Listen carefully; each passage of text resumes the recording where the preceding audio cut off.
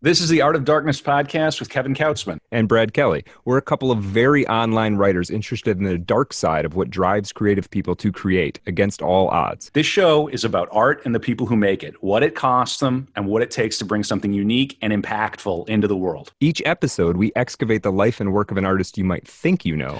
Don't worry, they're all safely dead. On every episode, we try and find out just what the hell was wrong with them and how they worked through their darkness to create something that lives on after them and continues to move culture. Find us online at artofdarkpod.com and on Twitter at artofdarkpod.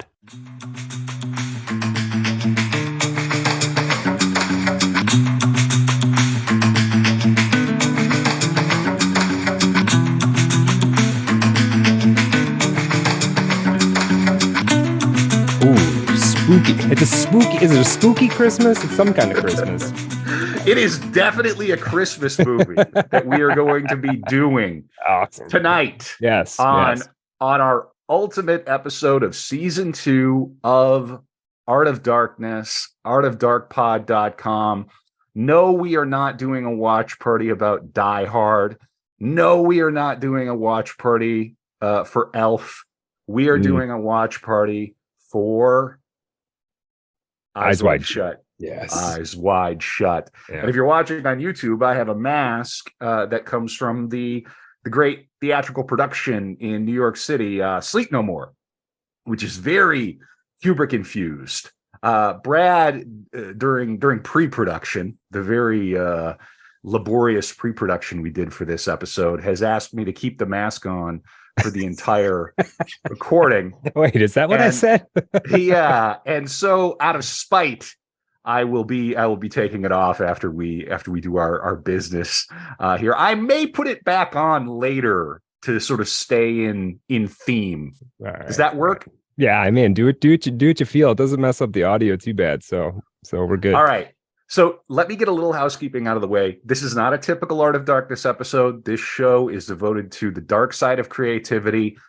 Occasionally we watch movies. Occasionally we invite friends on to join us. We have an active Telegram chat where people are listening along. Hopefully they'll be leaving comments and things as we go.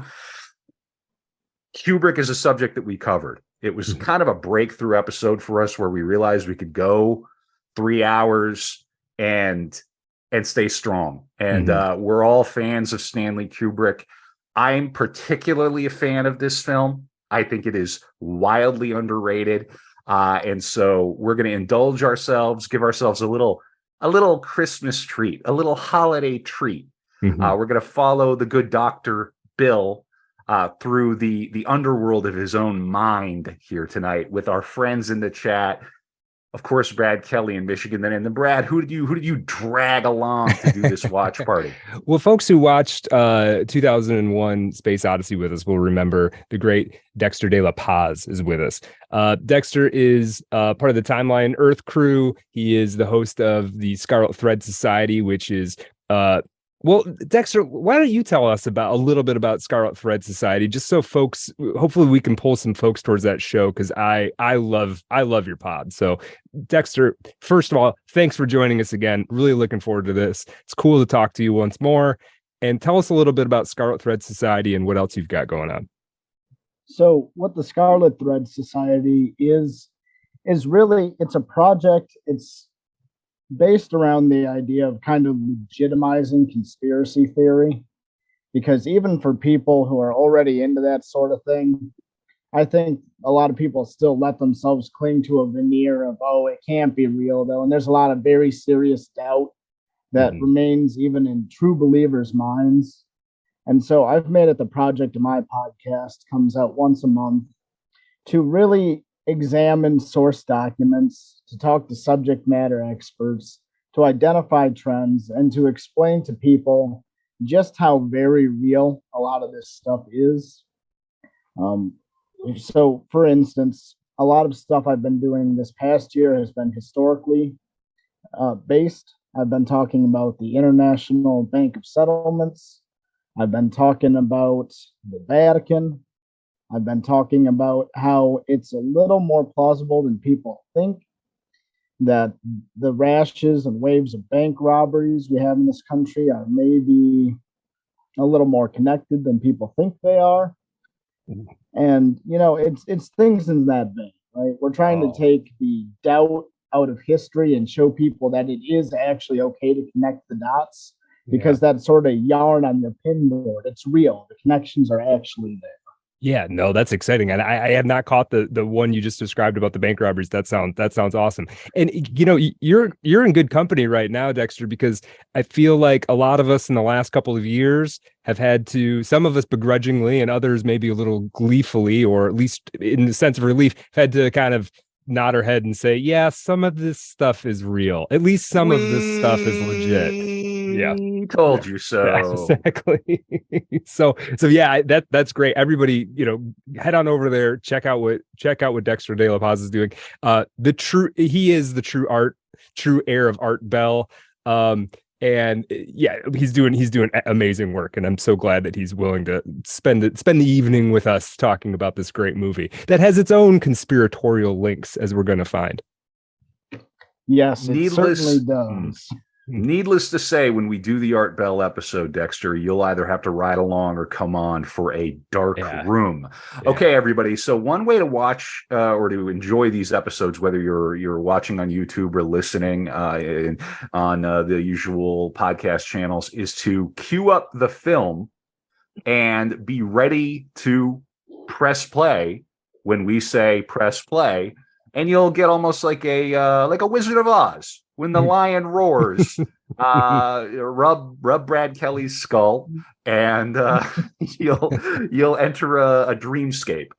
So I've got the film queued up right now. It says Warner Brothers Presents, and in about a minute, I'm going to say 3, 2, 1, play. We're going to play the movie. The movie's going to be muted, and you're just going to hear us kind of riff along, talk about what we're seeing. If anybody's commenting in Telegram, we may report what they have to say, depending. And then we're also going to read some facts about the film as we go along. I know Brad has done some show prep. I have some links ready. And then I also have the Amazon X-ray going, which gives little bits and bobs that sometimes add a little flavor or context to this film. This is definitely a film where I think if you feel like you've seen it once, you haven't seen it. It's a rewatch, I would say. So, last little bit of business. This is the final episode of the year of 2022, season 3. Next year, on January 1st, Patreon, the starter rate goes up from 3 to 5. This mask is messing me up. Starter rate goes up from 3 to 5. If you're in at 3, you're grandfathered in. So you got a few more days to get in at that rate. After which, hey, $5. Podcasts are not immune to inflation. Well, hey, and we're also adding a big new feature that you get for $5 that you didn't get for $3, and that's the Bookends AOD Reading Club. And what we're going to do is we're going to read 7 or 8 books over the course of the next year. We're going to have kind of daily conversations and discussion points about it. We'll be sharing stuff. Hopefully you folks out there will be sharing stuff if you're in on the Patreon. And we'll be doing a collaborative hangout Zoom in which everybody who's a paid Patreon subscriber will be able to hang out, talk about the book, ask questions, bring up stuff that they found, make points. It's going to be a blast. First book we're reading is The Great Heart of Darkness by Joseph Conrad for the month of January. Yes, get your copies of Heart of Darkness. All of the links are at artofdarkpod.com, Twitter at artofdarkpod, patreon.com/artofdarkpod. Okay, I'm going to take the mask off for now. Okay, good. I think that's probably wise. It's something far more horrible underneath. All right, ready to rock. Let's go. So 3, y'all got it queued up. 3, 2, 1. Eyes wide shut.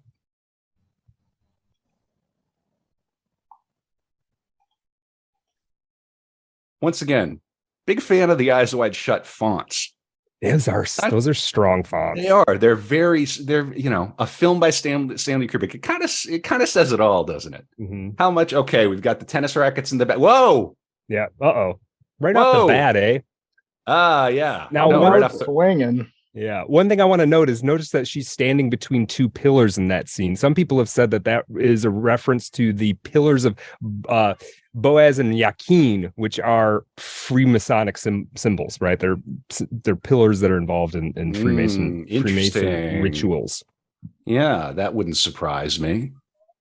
One thing that I've noticed upon repeated watches of this film is that there's set dressing, there's symbolism. It's almost like it's one scene that is sort of the symbolic motifs are dragged through it in very subtle ways. There she is on the loo, as they say. Mm-hmm. And we've got these very profound lamps there on the left.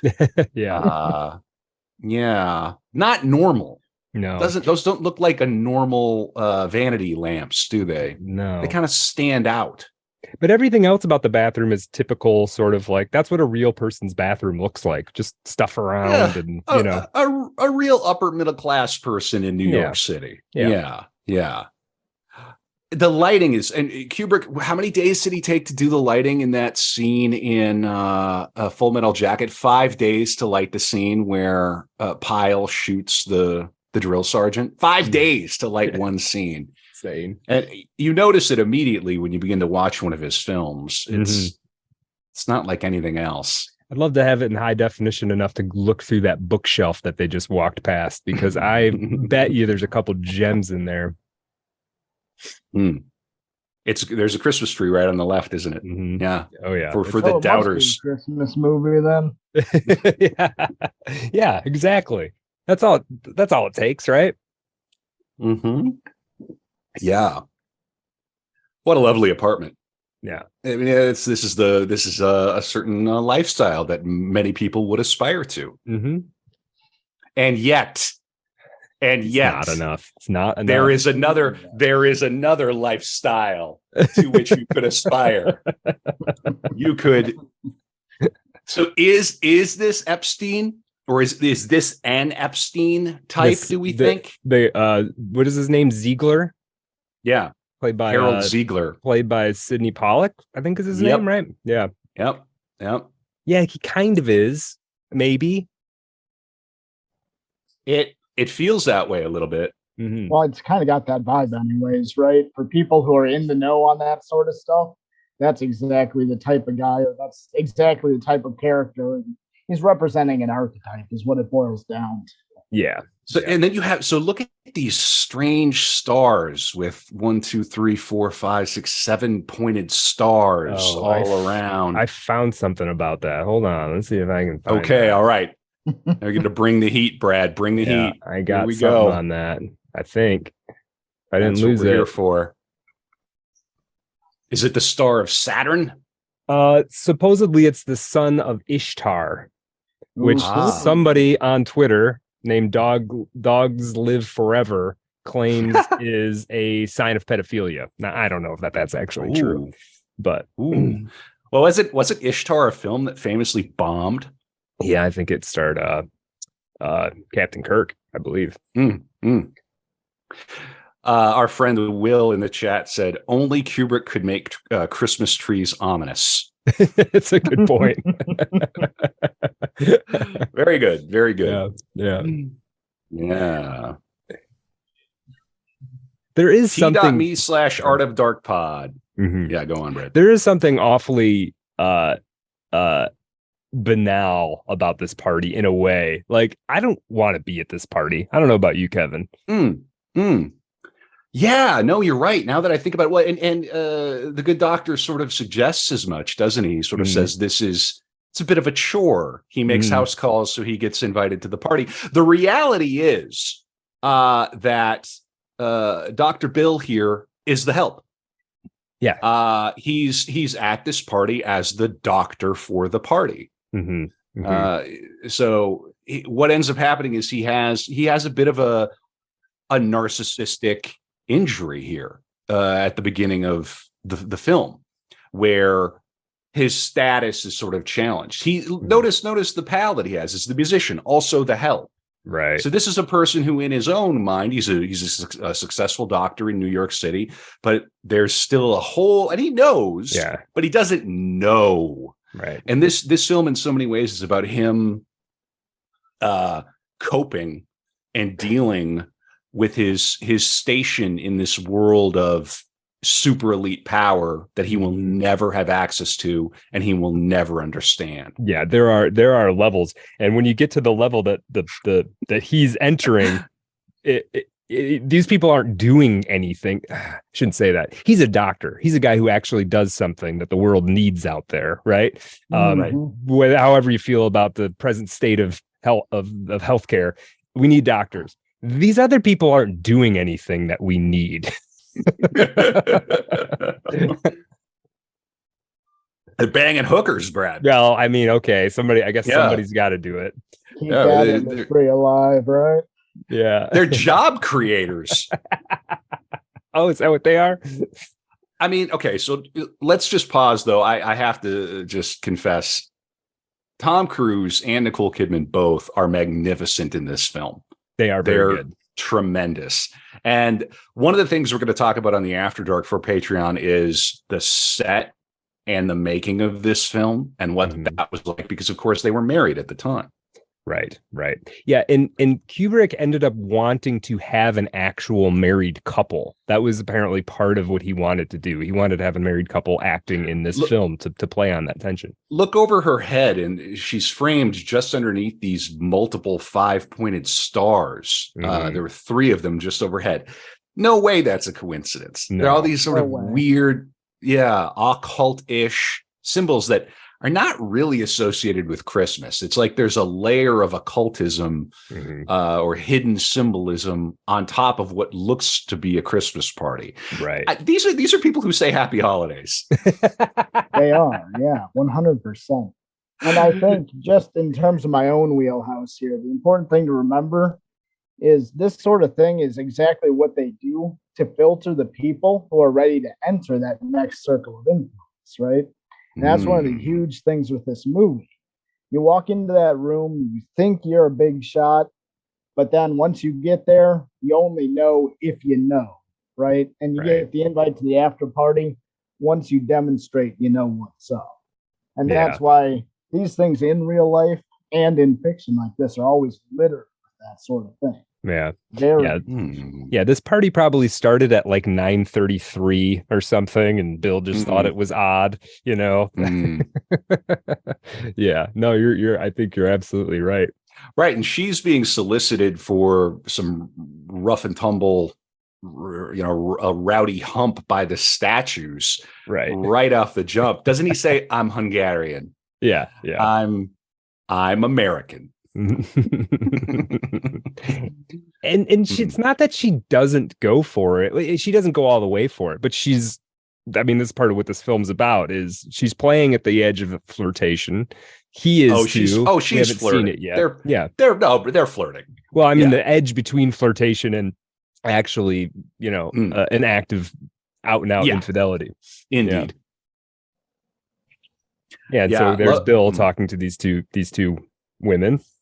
Yep. Well, and don't they say so? At some point, he asks them, "Where are we going, ladies?" And they say, "To where the rainbow ends."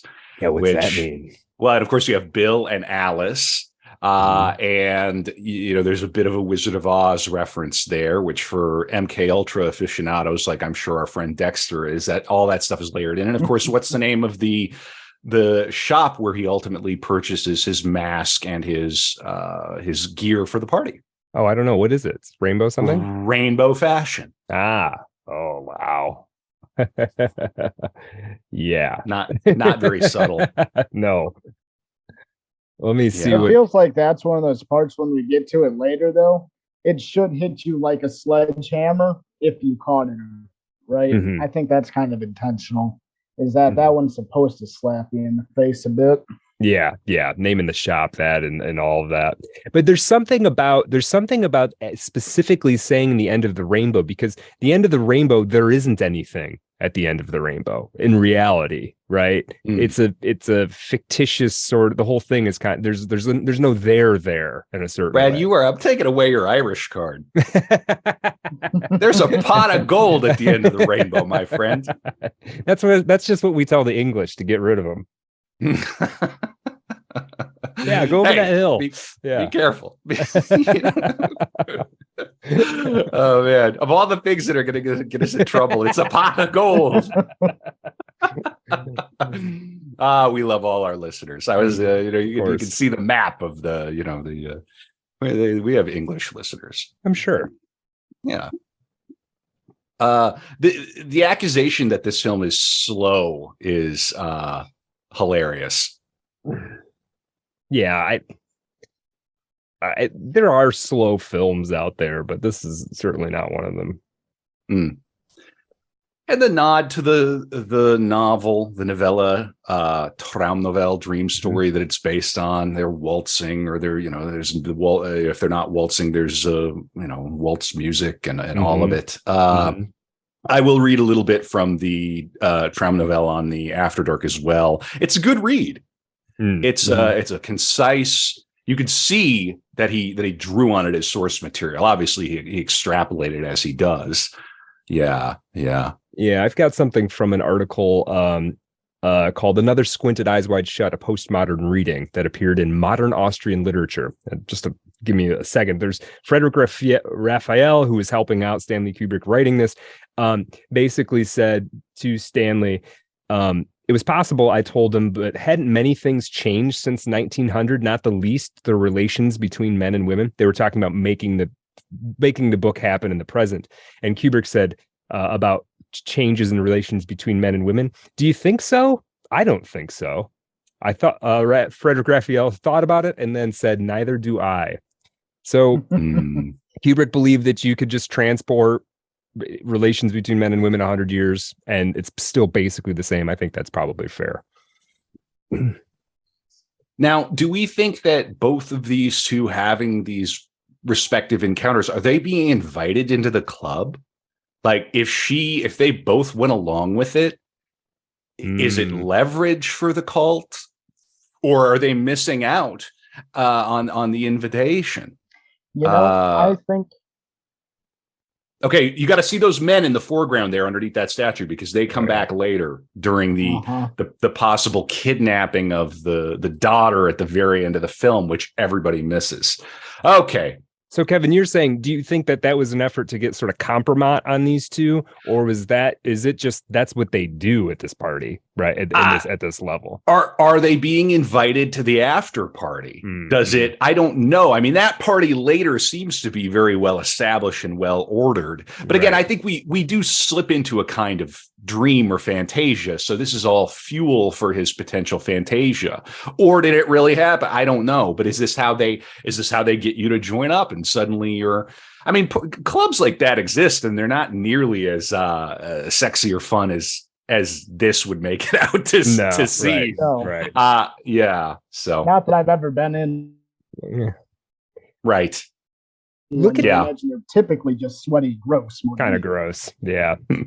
That photo behind him right now, behind Ziegler, reminds me of the art that is in the Podesta house a little bit. And it's got this creepy, it's sort of like sex.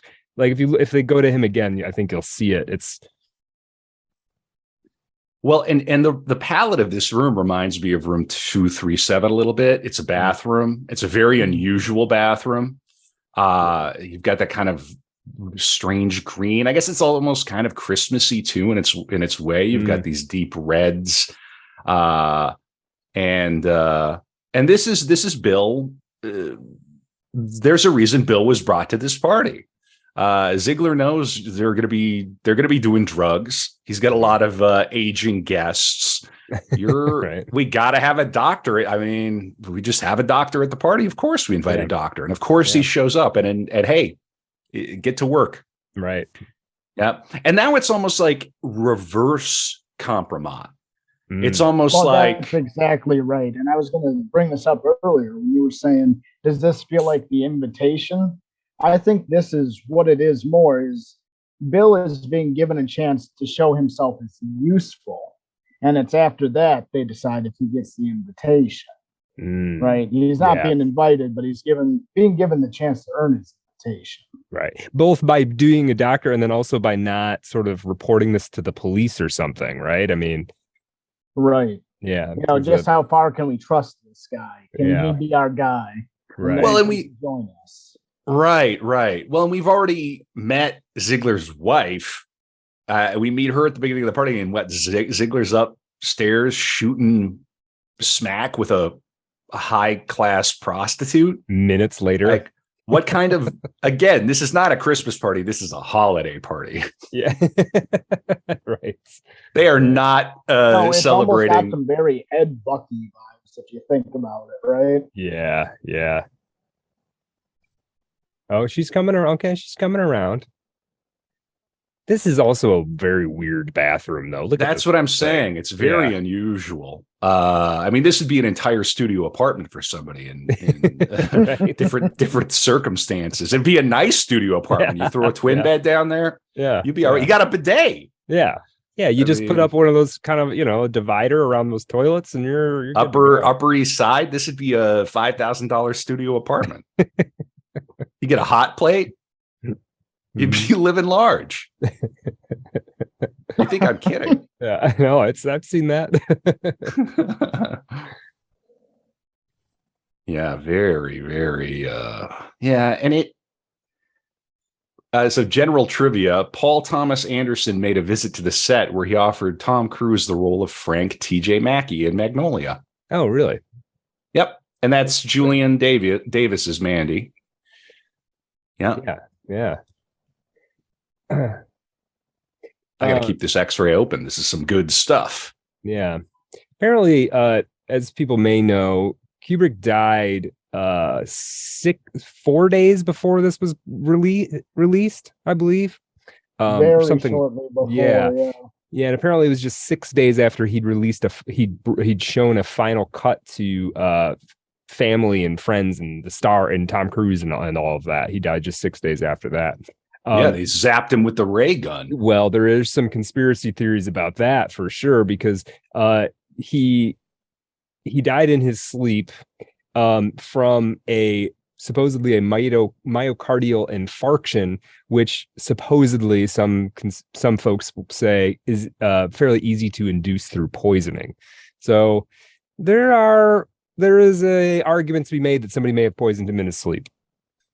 The Kubrick stuff was already going on, but it's that oddity about his death that really puts so much of the mystique around him into overdrive. And I was remarking to someone earlier, I don't recall where, it was just earlier today, talking about this upcoming event, that whether or not this is a literal depiction of how the system works or not, it is close enough in representation and symbolism that whatever was in that final cut may have been to reveal it. And in fact, Kubrick's own daughter allegedly did that, and she's pretty vocal about it. Yeah. Wow. We had another spicy take in the chat from Travis. No shirt and suspenders is a powerful vibe. It's a good look. Talking about Ziegler. And then Will has another one. He's saying that Hungarian is hypnotizing Alice with that weird revolving waltz.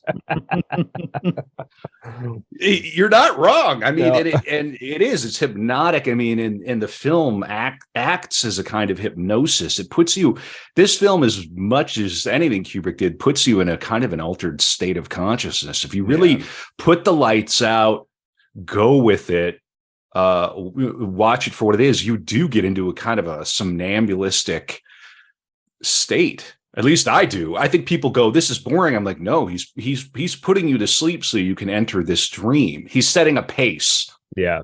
To that point, I think that's exactly why people mistakenly think it's slow so often. You know what I'm saying? Yeah. Because as much as that dance is hypnotizing, he is 100% hypnotizing us while we watch this film. Yeah, and then we cut right to Nicole Kidman just and then here comes Tom. He knows what he wants. He's all horned up. He had to go and play doctor to this passed out prosty. Well, and she is too. Alice is pretty horned up too. I mean, talking to that handsome Hungarian gentleman, and she's Hungarian for some cruise. It's funny, in just 20 some years, him being shirtless in this, if they made this movie right now, he'd have to be jacked, like for them to even do this scene. 100%. Yeah. Now he's just like a a fit guy, but well, and here he is. He's a working man. He just came from that party and we don't think about a doctor who has his own practice. Maybe it's his, whatever it is. But he is the definition of the petit bourgeois. Mm-hmm. He is in New York City relative to these people. He's middle class. Yeah, he's the help. Yep. To somebody living, somewhere in New Jersey, managing a Chipotle. Well, and she's living a very normal domestic housewife situation, right? They don't have an au pair or whatever. Well, they have a babysitter occasionally. She used to manage the art gallery in Soho, but now she doesn't anymore. It went broke. Mm-hmm. So clearly they weren't part of the cult, huh, Dexter? If you're in the cult, your art sells. Your art goes for millions. If you're in the loop, your art is the art that gets used for money laundering. Correct. Mm-hmm. Yes. Our DMs are open. We will create. If you belong to this group and we'll create tiers for you on Patreon. We'll create the Eyes Wide Shut tier. You just tell us what you need. Within reason. Within reason. There's no such thing as within reason with those people. Yeah. He's watching some football. Yeah. Yeah. Is that TV's at least plugged in, unlike The Shining. Right. Yeah. This is a good drug movie. I forgot that. She blasts off here. And, Dexter, isn't there all sorts of conspiracy theories about like naval intelligence, aren't there? I mean, that's a bit open-ended. So that's kind of going down the mind control rabbit hole, right? Because as deep in it as the CIA very obviously was, I tend to believe we only were allowed to find out about the CIA stuff to hide the stuff that naval intelligence specifically was doing in Laurel Canyon out in California. Oh, so it's all a limited hangout, us knowing about the CIA. Some of it was probably accidental and some of it probably is real, but some of it was definitely to take the heat off other projects. And the historical record does reflect that for people who care to look. Very interesting. Here's a goof. Crew or equipment visible. When Alice goes to the bathroom cabinet, the camera is reflected in the mirror when she opens the cabinet door. It and the cameraman are hidden under a white sheet with just a black square lens showing through. Okay, goof. Right. Are there goofs in Kubrick? I don't know. I don't know. Maybe. Some people will say this wasn't like a finished cut and he did, because he died and everything. So who knows? I always assume intent with Kubrick. Always. Yeah. We'll even notice that, even if it was a goof. I mean, he was still hiding the camera behind a white sheet. Would anybody else even do that? Right? Just in case you caught it in the mirror. Or it might affect light in the room. It may in a subtle way that nobody else would care about. Yeah. I just don't think you can ever assume there's any accidents with this guy's work. You really can't. No. Right. How would that even make its way to the cutting room floor? He looked at every single pixel. Right. He looked at every single frame over and over. And Yeah, she gets kind of jacked up here. Yeah. Continuity. He doesn't tell her. He doesn't tell her about the prostitute up there, obviously. Here's one. When Bill and Alice discuss her near infidelity, the ashtray they were using when smoking the joint appears and disappears from the bed. The tapes and CDs are in different positions. In Bill's hand, it jumps off Alice's hip. Yeah, that's maybe not a goof. Have you ever been high? Right. I swear to God that ashtray was right over there. Yeah. Have you ever watched Eyes Wide Shut on weed? Again, I just assume intent with Kubrick all the time. He's trying to take you into a dreamy place, and we know he did this. I mean, this is documented exhaustively in Room 237. Chairs that disappear from cut to cut that you don't notice until somebody points out. Stuff like that. So who knows? Yeah. So funny. This X-ray keeps showing me it's Tom Cruise and Nicole Kidman. Like, yeah, we know. I know who they are. I know this by now. I mean, that's how they sold the movie. Yeah. I mean, do you remember? I mean, the campaign around this movie is going to be so sexy, and oh my God, what are we getting in for? And then he just drops this bomb on like normies. They had to like superimpose bodies so it wouldn't get an X rating, because we can have like Sin City, we can have like people chopping people's heads off left and right, but God forbid you show people, getting down in passing. Yeah. Right. The lighting too. I mean, that lighting in the bathroom is so reminiscent of the blue from the from Full Metal Jacket. Mm-hmm. Mm-hmm. Yeah. This is like a little play inside the film. Mm-hmm. It's like a little play that the two have. And that's a feature of many fine films that I, obviously as a playwright, but also just as a cineast, cinephile, really appreciate. I love when movies pause long enough to give us an 8-minute scene. They gotta know their lines, and they gotta know what they're doing. You can't hide behind little film actor tricks for a scene like this. Right. Yeah. And that's probably especially noteworthy in the day and age of cinema that we live in now, where it's just smash cut to action scene, smash cut to next action scene.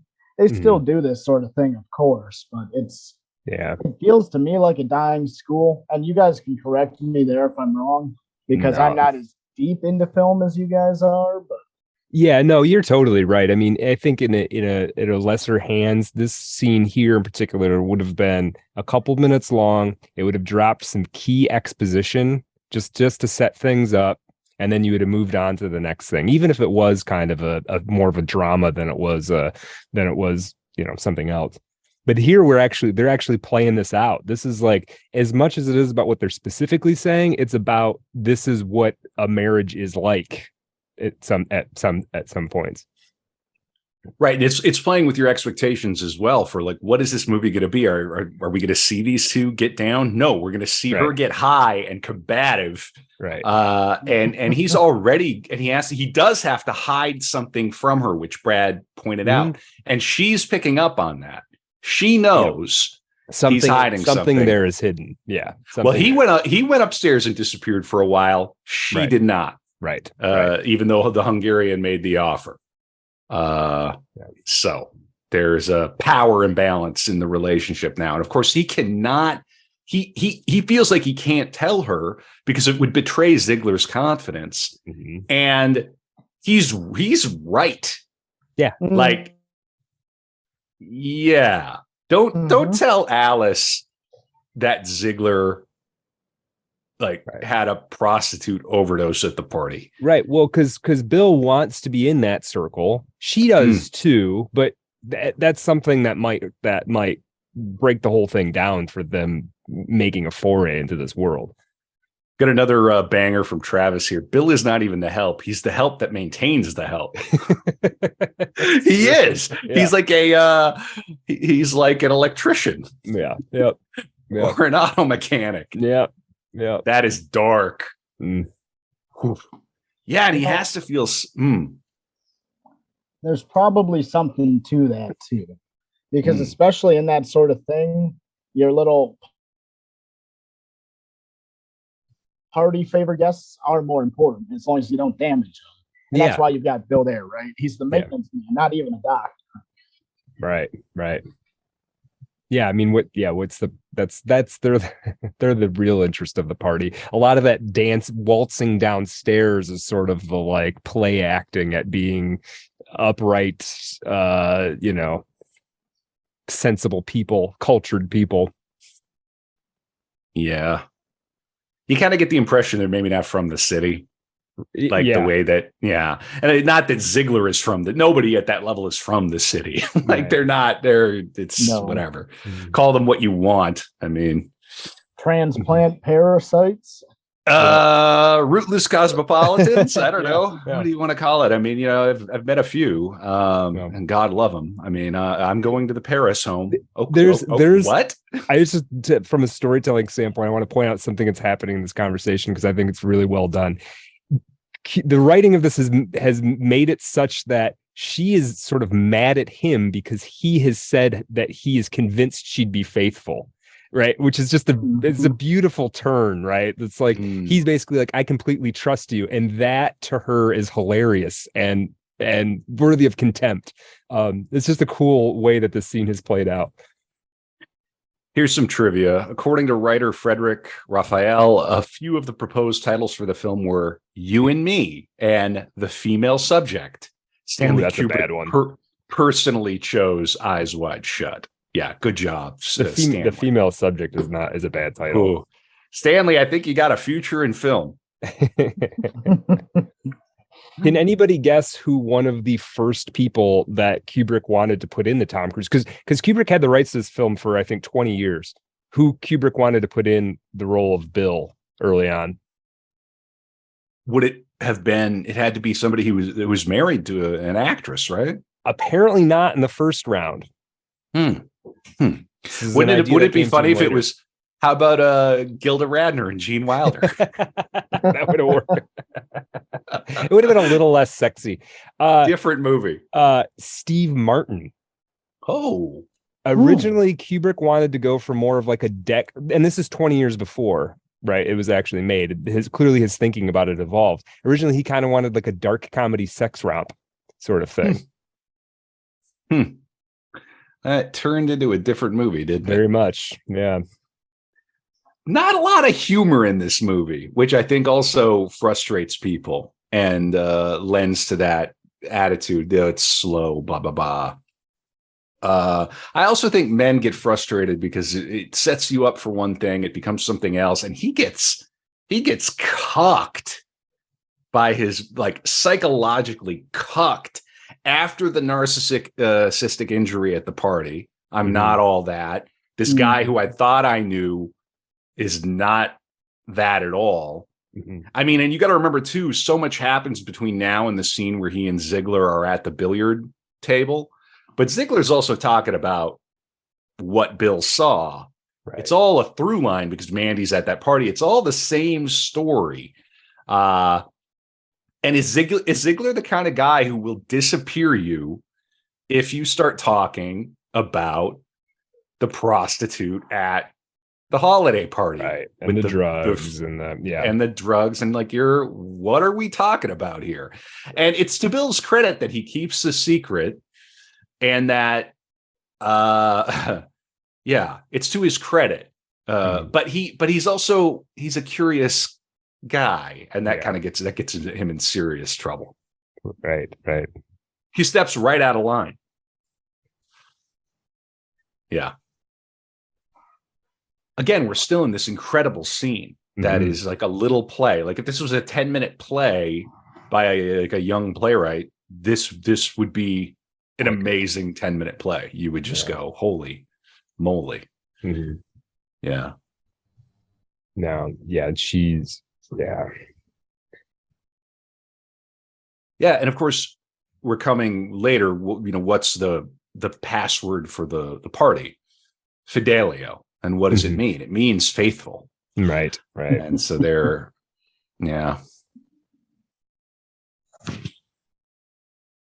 Let's see here. Audio visual unsynchronized. When Alice is telling Dr. Bill her confession about the naval officer, the audio has her saying, "You and I made love," while her lips move to say, "We made love." In the context of the following sentences, it's clear she was making love to Dr. Bill, but from the preceding lines, her "we made love" could have ambiguously referred to her and the officer.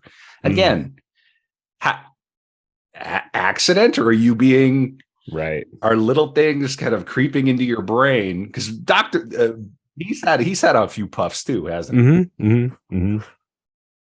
Yes, he has. He took some drags off that when the ashtray disappeared. Right.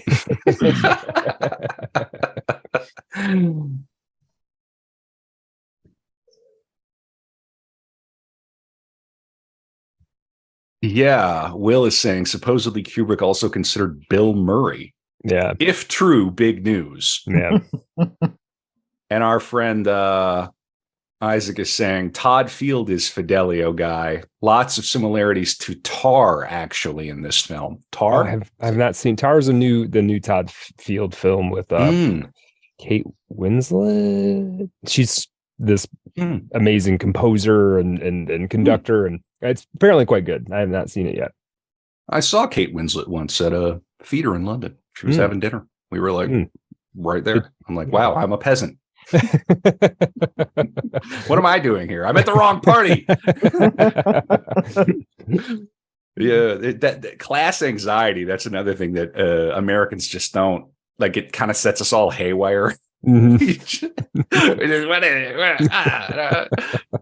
This doesn't seem fair or equitable, right? That Dr. Bill, he's got one vote, just like that Ziegler fella. Right. One vote at the PTA meeting. Well, and here's another case where he's called, he's on a house call for this for swell society, for polite society. He does it, and he is a good doctor. And one gets the impression that he's ingratiated himself into this network of Upper East Side, or wherever it is, the East or West Side. I think it's the Upper East Side. Aristocracy. I lived over in the Upper East Side for a while. It's a trip. You got Museum Row, multi-million. You've got the richest people in the world, and then you walk north of 96th Street, and you've got projects and Spanish Harlem and slum living, and not slum-ish. It's crazy. It's crazy. New York, Manhattan is nuts. And then Epstein down in the 50s or the 60s or whatever it was. Yeah. Now there was a moment there where Dr. Bill is sort of imagining Alice with the naval officer, right? Which apparently didn't happen, but was clearly her fantasy. So he's imagining it. There is some speculation on the internet, again, big asterisks around this, that Kubrick actually didn't like Tom Cruise because of the Scientology stuff and just the general celebrity kind of stuff.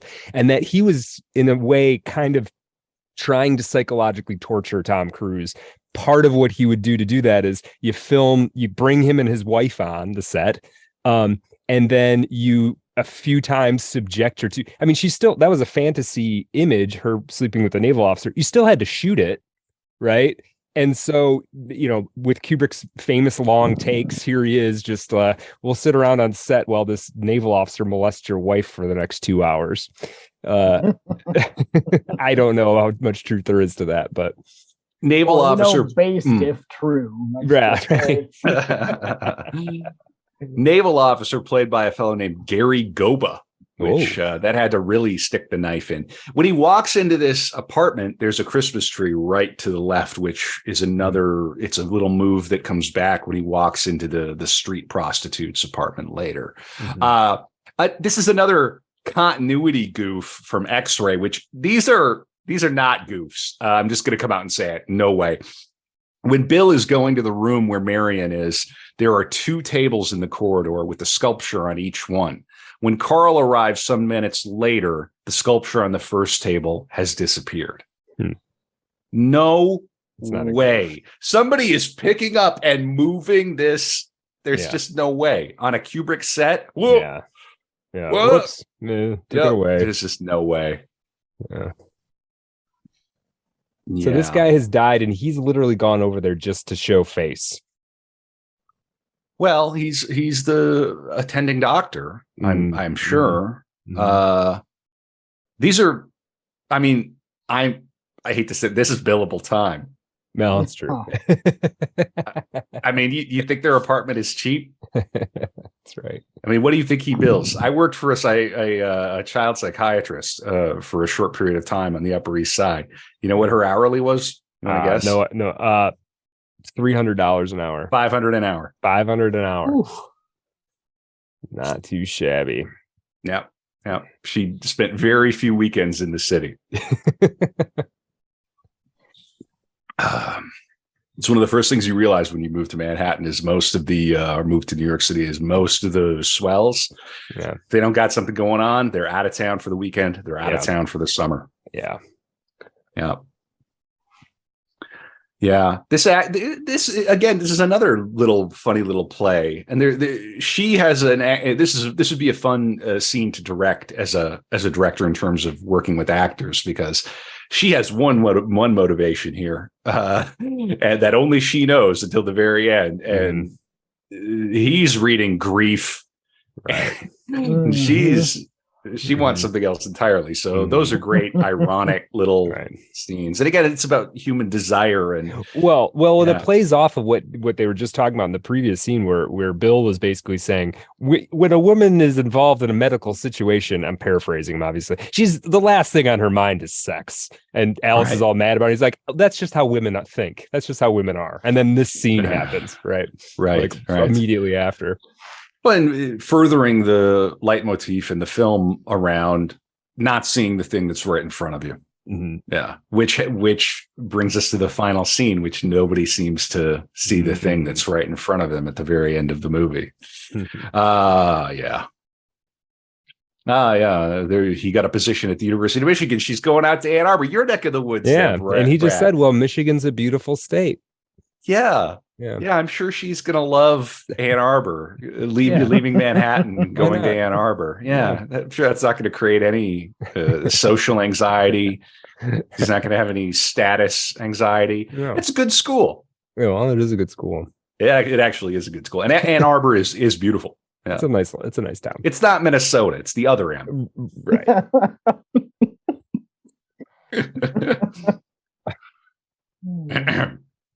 We got a little thing. Dexter, you get it. Dexter gets it. This guy gets it. Dexter's squished between the two. He's a Wisconsin guy. Right in the middle of it. Yeah. Oh, right. Of course. Yeah. You're in the keg of America. This is great. If on the risk board, we've got a little stronghold here. Yes, absolutely. Yeah. We just need somebody from the UP. Right. And she just goes right in and just starts kissing him. Yeah. I don't want to go to Michigan with Carl. I want at least. Oh, I forgot that she's like, I remember she wanted him. I forgot that she was like madly in love with him. Right. It is Tom Cruise. Yeah. I mean, he's got a tooth in the center of his mouth. You ever notice that? I'm not the first person to notice it.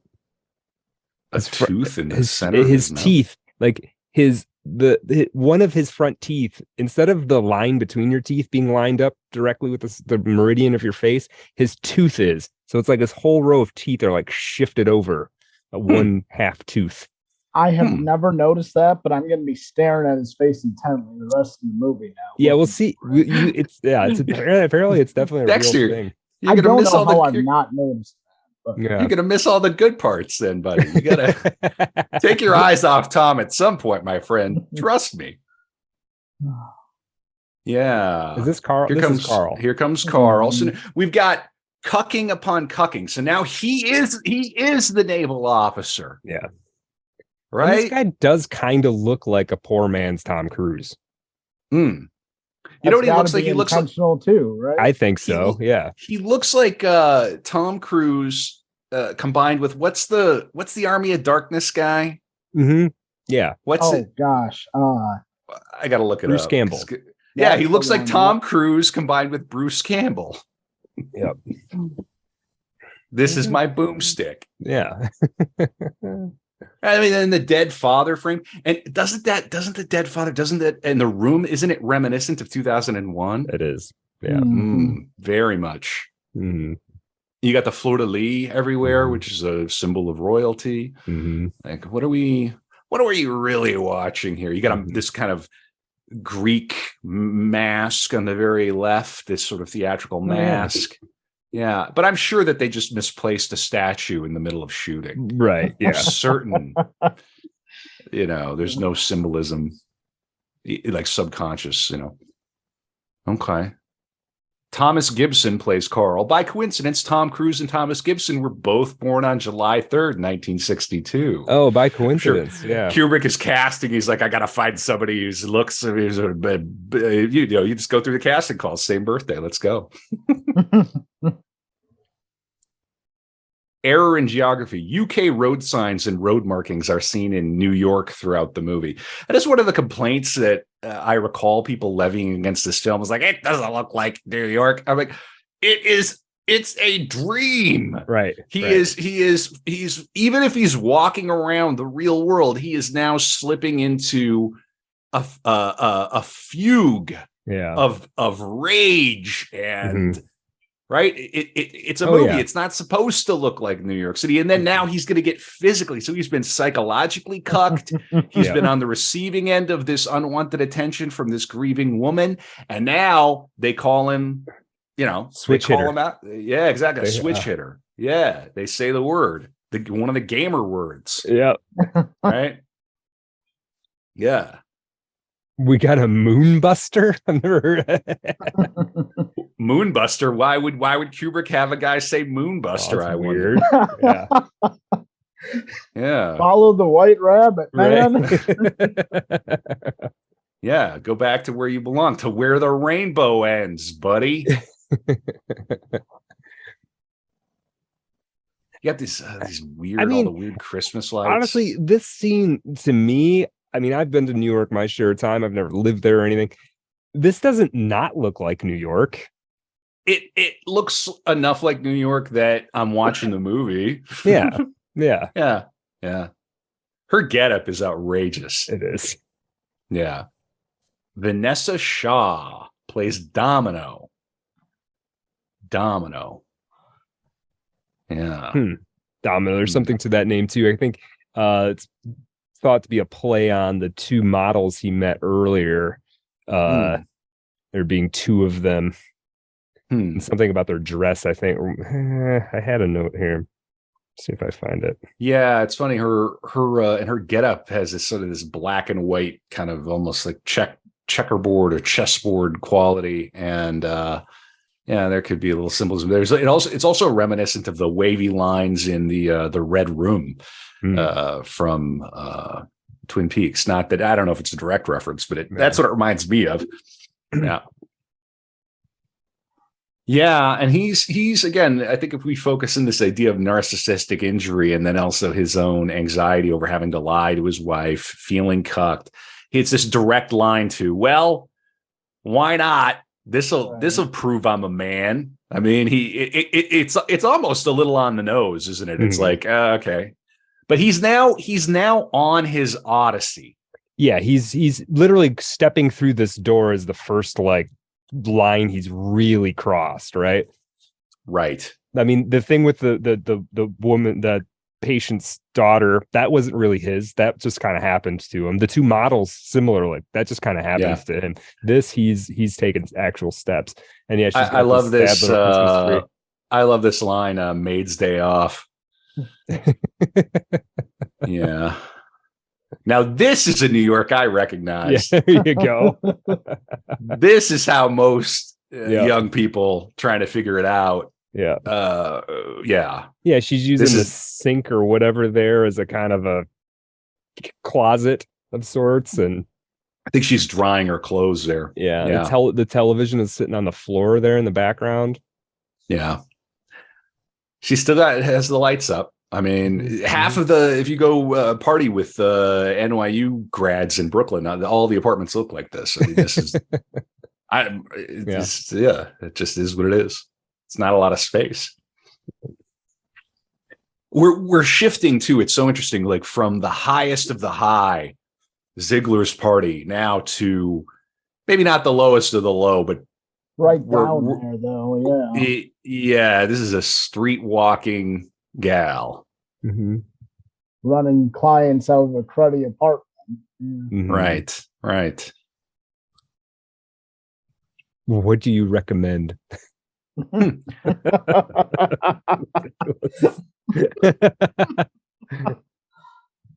Isaac is asking, in all your years in New York City, did you ever encounter a street hooker like this? I sure didn't.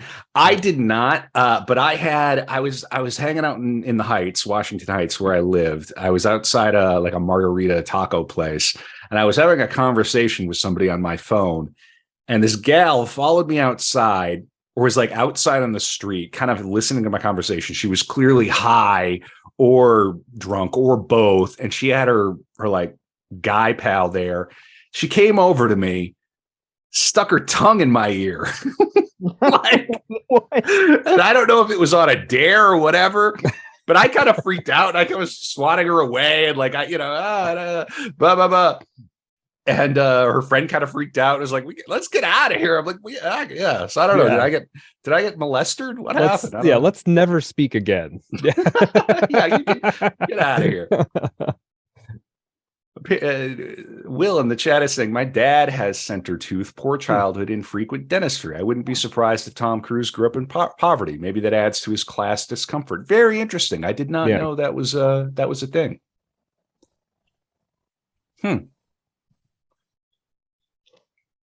Yeah, the dental divide in America is something that sociologists will talk about, but most people are not really comfortable addressing the fact that there's a certain, definitely like a class thing with like how much dentistry did you have, and it's just a reality. Some people can't afford just can't afford it. It's hilarious that teeth are their own special sector when it comes to health insurance, right? Like we'll cover it. You get cancer. You can have a cancer the size of a grapefruit. We got you. Your tooth. Yeah, that's another guy. Yeah, no. If you break your bones, we'll take care of it, but not your mouth bones. Are you crazy? What is it? What are you, a commie? It's totally deranged. This country. It's just hilarious. It's not a half bad apartment. See, introducing the book in the foreground, introducing sociology. Very funny. She's a college student. Well, yeah, but film, yeah, so is the film. That's what the film is doing. Right. Yeah. I'm surprised he even answered the phone here.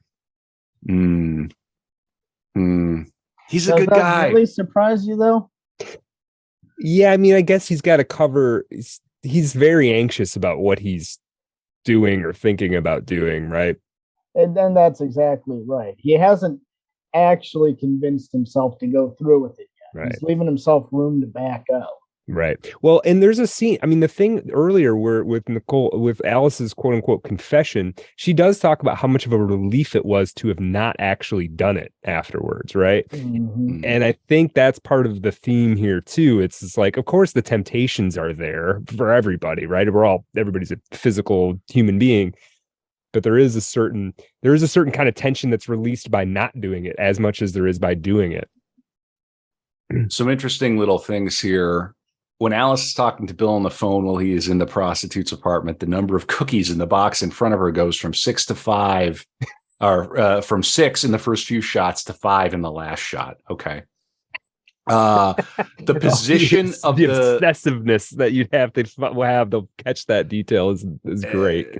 Yeah, the position of the stuffed tiger on Domino's bed changes between shots. This is interesting. Wien, du Stadt meiner Trauma, Stadtmusik Wien. So Wien, you city of my dreams, is the music that's playing there for a minute, which very on the nose, of course. I mean, we've got Vienna, Traumnovel. Yeah, he's putting in touches to make that connection back to that novel. I love this I love New York sticker that's like slapped up there. There's something about it that's very like, yeah, I guess I love New York. Something very like I've become a street prostitute. Isn't New York wonderful? I had a little thing on the music here too, actually. Let's tell Stephanie where the Stephanie's in the chat. I'm going to say we're at minute 55. Has it been an hour already? The time flies. It's not a slow movie. That's what I'm thinking. I feel like we just started. Yeah. Well, the scenes are all so long that I don't think that there's more scenes than like a 90 or 2 minute or 2 hour movie. Now he's going to go hang out with his truly degenerate friend, the musician. Yeah. Nick Nightingale. Great name. Great jazz name. That is a good nightclub performer name. Is that meant to be? Is there any symbolism of the nightingale? Well, we'll see. So you can pick any given bird and have tons of symbolism. So there is that. Now this club is in the UK. This is Madame Jojo's on Brewer Street in Soho in London. Very Christmas lighty. Holy smokes. I got one more. I think the Christmas lights do represent some kind of like descent into the dream, right? Because this is the most Christmas lights we've seen in any one spot. I've got a very good piece of trivia. I know you had something, Brad, but that's all right. This film contains subliminal references to almost all of Kubrick's films, including his first feature, Fear and Desire. At one point, we see a scene from Bloom in Love, 1973, on a television set. Bloom was directed by Paul Mazursky, who made his acting debut in Fear and Desire. In the scene where the mysterious woman warns Dr. Harford, we hear the ballroom theme from The Shining. Oh, Kubrick is in this. Bearded cafe patron. Huh. And then we've got Todd Field. Yeah, that's what Isaac was saying. Is that's Todd Field, who is the director of Tar and a handful of other great movies. Yeah, so Kubrick is sitting in the booth across from Bill's table at the Sonata Cafe. I had no idea. Okay, I got another bit of trivia. Early on in development, when Kubrick planned to do Eyes Wide Shut as a comedy, he considered casting the then popular Woody Allen because he admired Allen's work. Then he considered casting Steve Martin. So funny. Here's a little bit from the Will Dowd in the Telegram chat has said that some avian folklore is that nightingales go to the other world and come back to sing about it. Very appropriate. Very good. Actually. Very good. Yeah. Apparently, Kubrick. You guys ever watch that show Fringe? I never saw Fringe. No. Something that I'm really just thinking here, a connection I just made in my own head. And this is a little woo. We're going back to my wheelhouse for just a moment here. For sure. That's why you're here, buddy. But there's a moment, or there's an episode in Fringe referencing other mind control conspiracy, talking about red light, green light hypnosis program. Oh, and I almost wonder if that's something that Kubrick hadn't heard of. And that's why it's a Christmas movie. That's why you see the more lights. Because this is a theory that was already around in the 90s. I'm not saying that's the case, but it's a connection that just kind of clicked for me. Yeah. Well, I mean, certainly you can't make this film and not be in touch with at least maybe not that specific thing, but he's playing at the edges of this stuff for sure. Right. Secret societies, mind control, all of it. Well, look at how these doesn't the lamp in the middle of the table look like a little moon when it cuts back? Let's see if it cuts back to it. That Nightingale point was very good. I like that a lot. Yeah. This was his only movie to open #1 in the United States. Yeah, this is one of his biggest biggest box office successes. Probably because of Nicole Kidman and Tom Cruise. Yeah, that's the draw. The talent is the draw. Right. I mean, of course, then he dies, and it's like, okay. Right. The film was pushed 2 stops in processing, enabling Stanley Kubrick to film using existing source lighting, table lamps, overhead lights, etc., whenever possible. The light level remained low, even when lighting had to be supplemented with Lowell or Chinese paper ball lamps as fill or key lights. Yeah, this film has an unusual kind of lighting. He died just 4 days after presenting Warner Brothers with what was reported to be a final cut of the film after a legendarily long shoot. His friends, his family, as well as the cast and crew of the film. Oh, I just lost it. Let me see. I want to get that back. Let's see if I can find it again. Amazon Bezos. I was in the middle of reading it. Right. Yeah, they scoot right by. You can't get them back. No worries. I'll find it. So he gets the call right as he's sitting there about going to the next party. Coincidence, I'm sure. Yeah. Here we go. Right. All of the film crew and his family claimed that Kubrick's death was completely unexpected and that he never seemed to be in poor health while making the film. Did he know too much? Did he say too much? Did he give it up? What was in the real final cut, fellas? Right. Well, we know we'll get to it when we get to the end. We know stuff was removed, right? Or no, we were talking about The Shining the other day. We know stuff was removed from The Shining. Maybe I guess I don't have backup for what I just said. Yeah, you see the moon lamp? Do you see the moon? Mm-hmm. Yeah, that's hilarious. 100% a moon. Yeah. It's a bunch of little moons. It's a bunch of fake moons. Yeah. What's he trying to tell us? I have no idea. What could it mean? If only we had somebody on the podcast who could help us explain what this symbolism might mean.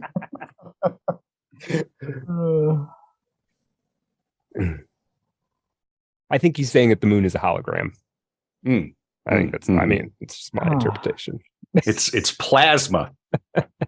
It's too bad that David Icke has been so thoroughly unpersoned that we can't even hear those takes in public anymore. I know, right? They were so much fun. If nothing else, it's fun, right? Yeah. Yeah. One of the gifts that went around our house for Christmas, because we celebrate Christmas. Over you're talking like over the holidays, or right over the dead hooker holidays for Ziegler and Company. Is a little it's a little stuffed animal that's like a little like takeout latte cup. Mm-hmm. So now whenever I'm late to a meeting on Zoom, I just go, sorry, I'm latte. God. That has nothing to do with Eyes Wide Shut. Yeah, and here we go. Now we're on Rainbow Fashions. There it is. You got the 4 men framed. It almost looks like the Beatles, you got these 4 kind of figures. Now this thread that I had found by Dogs Live Forever a couple years ago was strongly making the point that rainbows are not only a symbol for the LGBTQ community, but also are a symbol for the pedophile community. I've never heard that before. I've never heard that. I don't think that's rainbows have a lot of symbolism. They have to do with the promise of Noah. Yeah. There's a lot of symbolism, and it's very in MK Ultra lore. Yes. Rainbows. Right.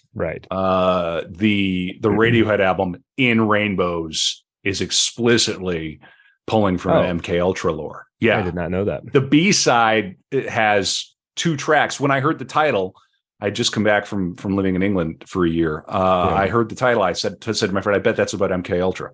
And we looked at the track listing, and on the back side of it, or the B side, or whatever, it's MK1, MK2. There's a song called House of Cards, I think. There's one called Body Snatchers. They're definitely pulling from MK. I did not catch that. I don't know if I ever really listened to that album, but that's a good album. There's some good stuff on it, but like that for me was like, okay, I just can't handle it. Yeah.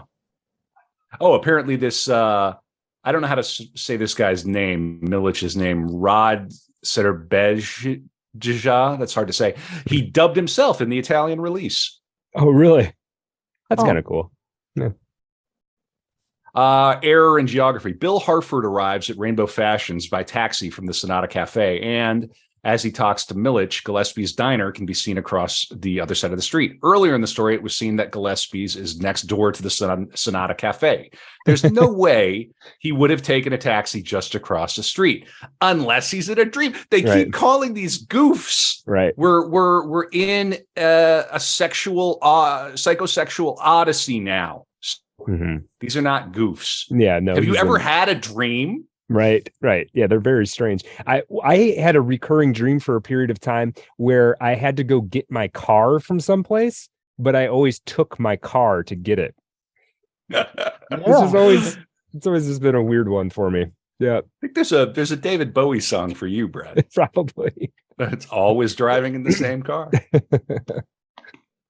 Oh, I can't wait to do Bowie on the pod. And look at this. Look at this. He has a cage in front of his store. Very weird. This is not normal. No. Is it for security? really is to keep people out or to keep people in. What is going on with this dude? Yeah. No, this is not. I've been in costume shops, and they're never like. Yeah, you have. They're not like this. A black cloak with a hood and a mask. No refund. No. Exchange only. And going back to that theme of status anxiety, it's fascinating to me the way this guy is basically shit testing him from the moment they start talking. And he thinks he's got the upper hand this whole time. And he thinks he's condescending to the shop owner. Right. Taylor. Yeah. Yeah, you're right, but it's not. He really isn't, because this guy, Bill, needs him. That's why he immediately offers him the I'll give you 200. Right? It's like he's clearly anxious about making sure he gets this thing. This could be my imagination. But this guy, he almost was like scoffing at the first offer, because I'm positive this guy realizes that obviously it's not the money that fucking matters. Right. He sees the doctor as being crass here, because now is it my imagination? I don't think he actually gives him a black cloak. Like his cloak, if you watch, his cloak has a slight shade of blue. Oh. Pay attention to this. It could be my imagination. This is something I remember from many screenings of Eyes Wide Shut. There they are under the rainbow. He went kind of over the rainbow. Now he's under the rainbow. And then there's a store called Under the Rainbow, and you get the idea of what is like a kinky store. Like, what is this? Right.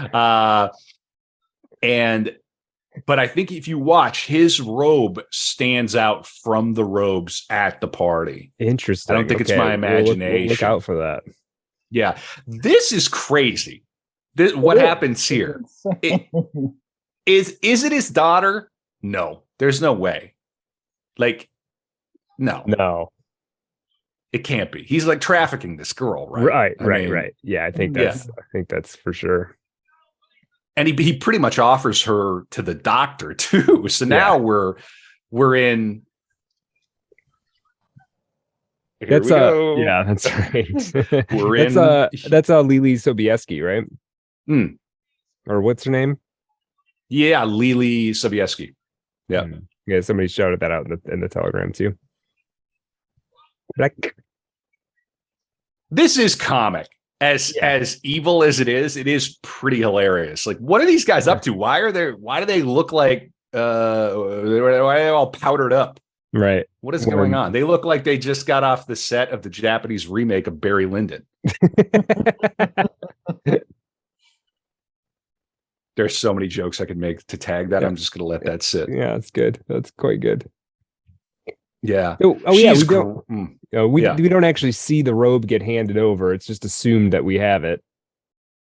Right. Now he's play acting. This is a police matter. What are you doing? She's underage. Blah, blah, blah. What does she whisper to Cruz here, do we think?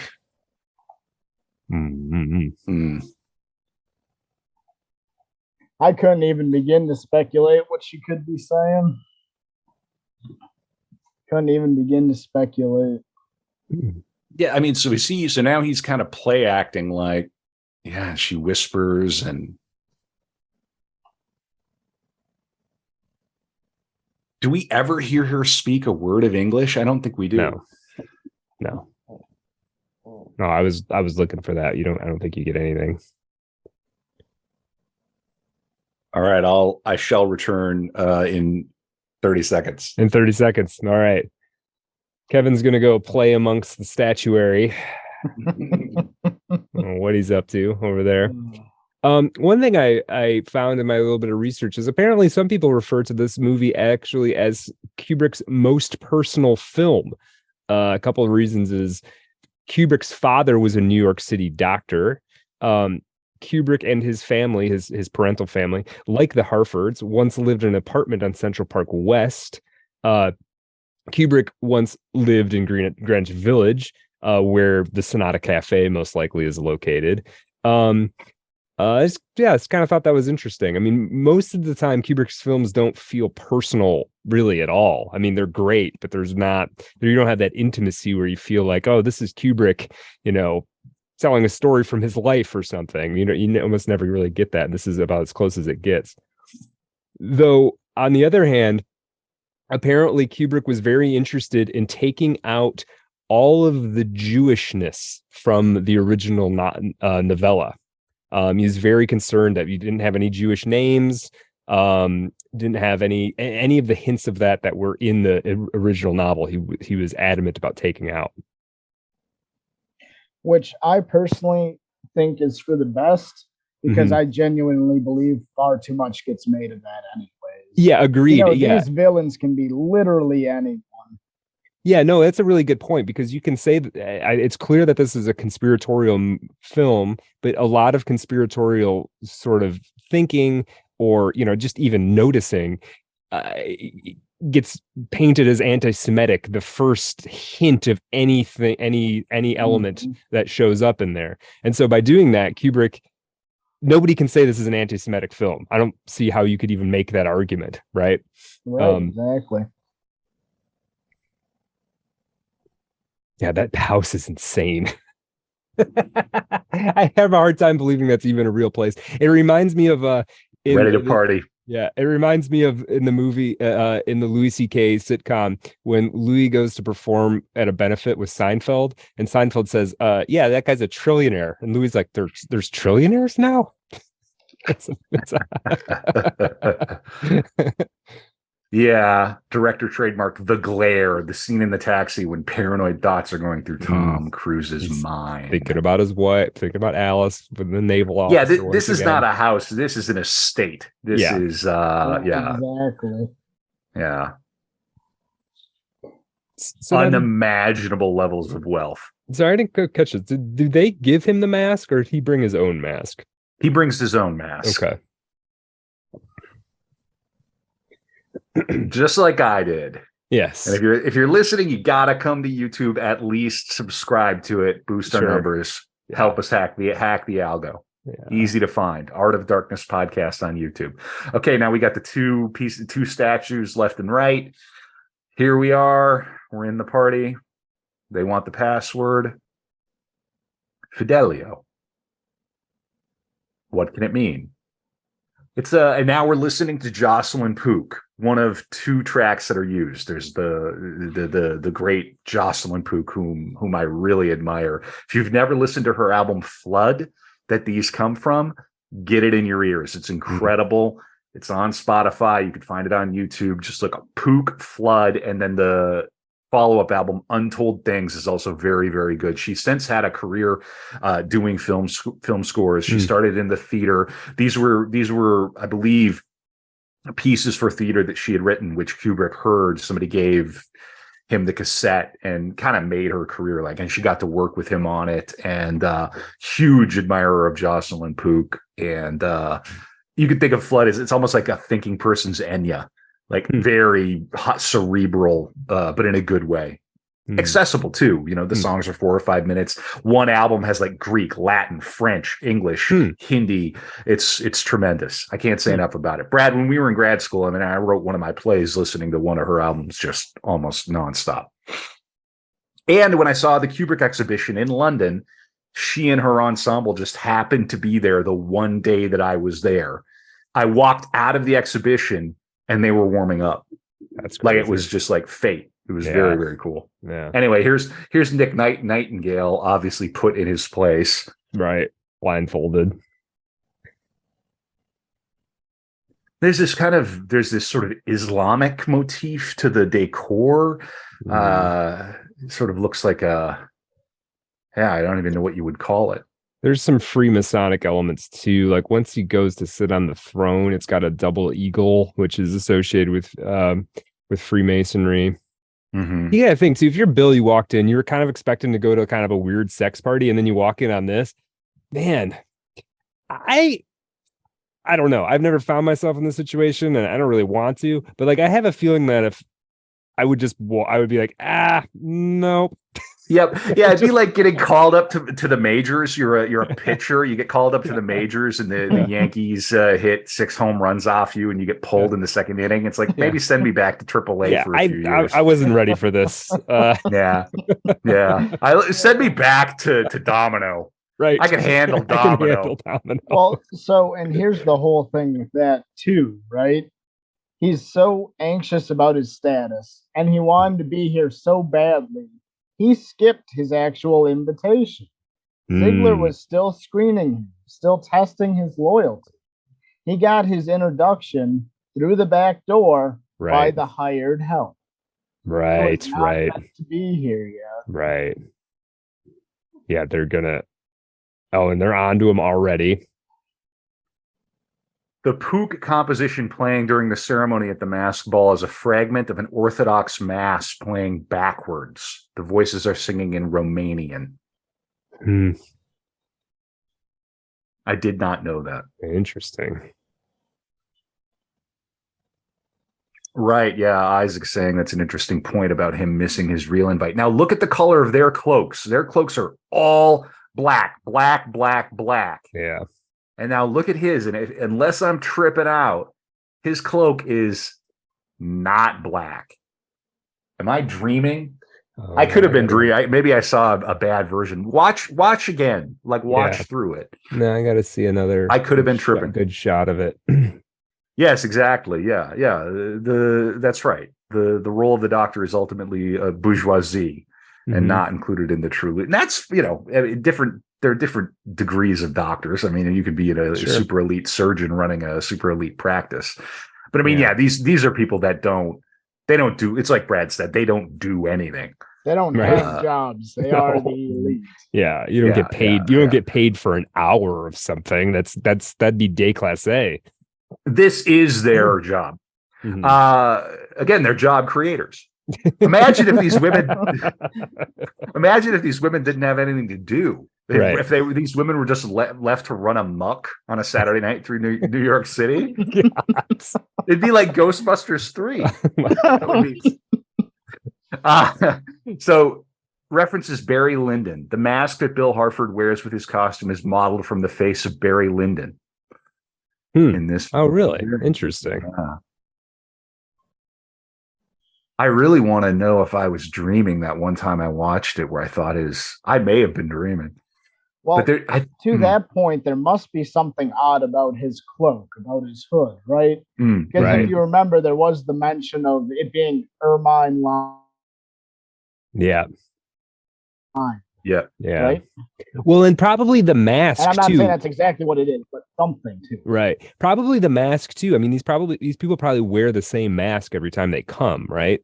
Yeah, you're not gonna sneak your way into this party late in a taxi. There are so many things wrong with the idea that you would get away with this if it was real. Right. Now this could just be a fever dream, a paranoid fever dream following on the information he's, all of the earlier events. This might just all be in his head. Interesting. Okay.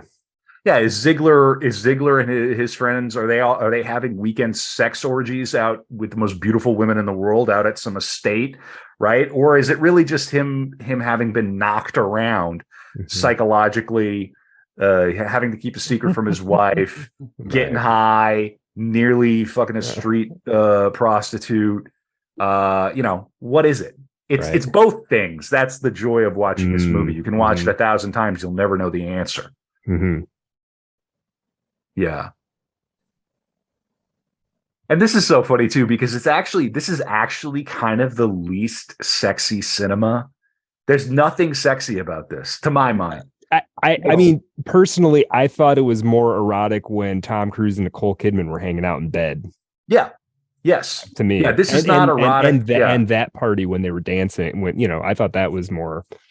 This is not erotic at all. This is sinister. The women are they're dehumanized. Actual objectification. What's going on right now? Right.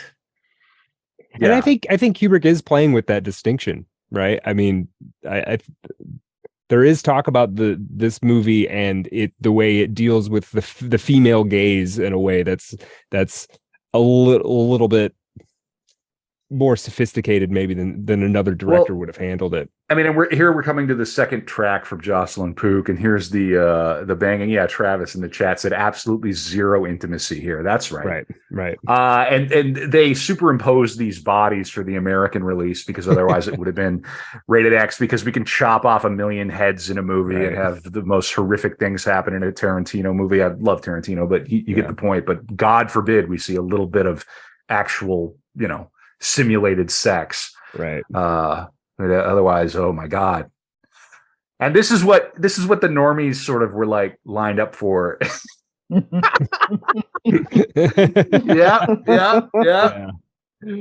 Yeah. Be careful what you ask for. You just might get it. Hope this is what you wanted. And what's even more interesting is the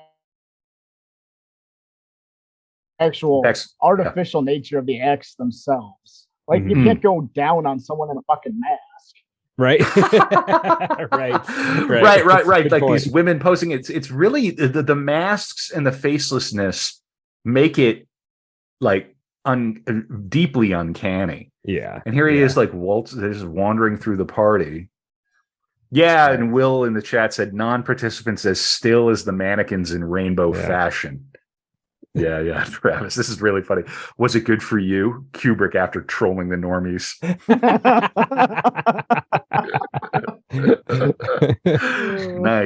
Nice. Yeah. And there he is standing in front of the act, and they're all just hanging out watching. Right.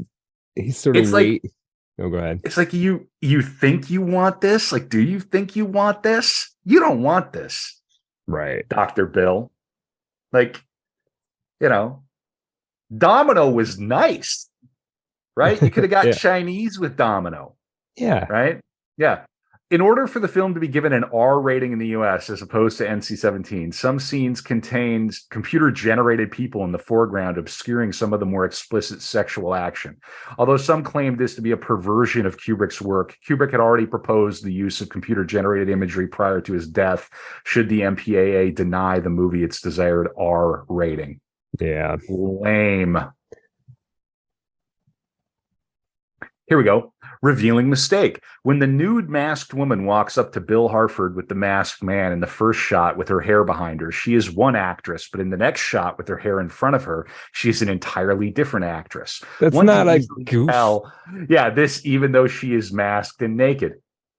Not a goof. There's totally not a goof. Way in hell on a Kubrick shoot that happened.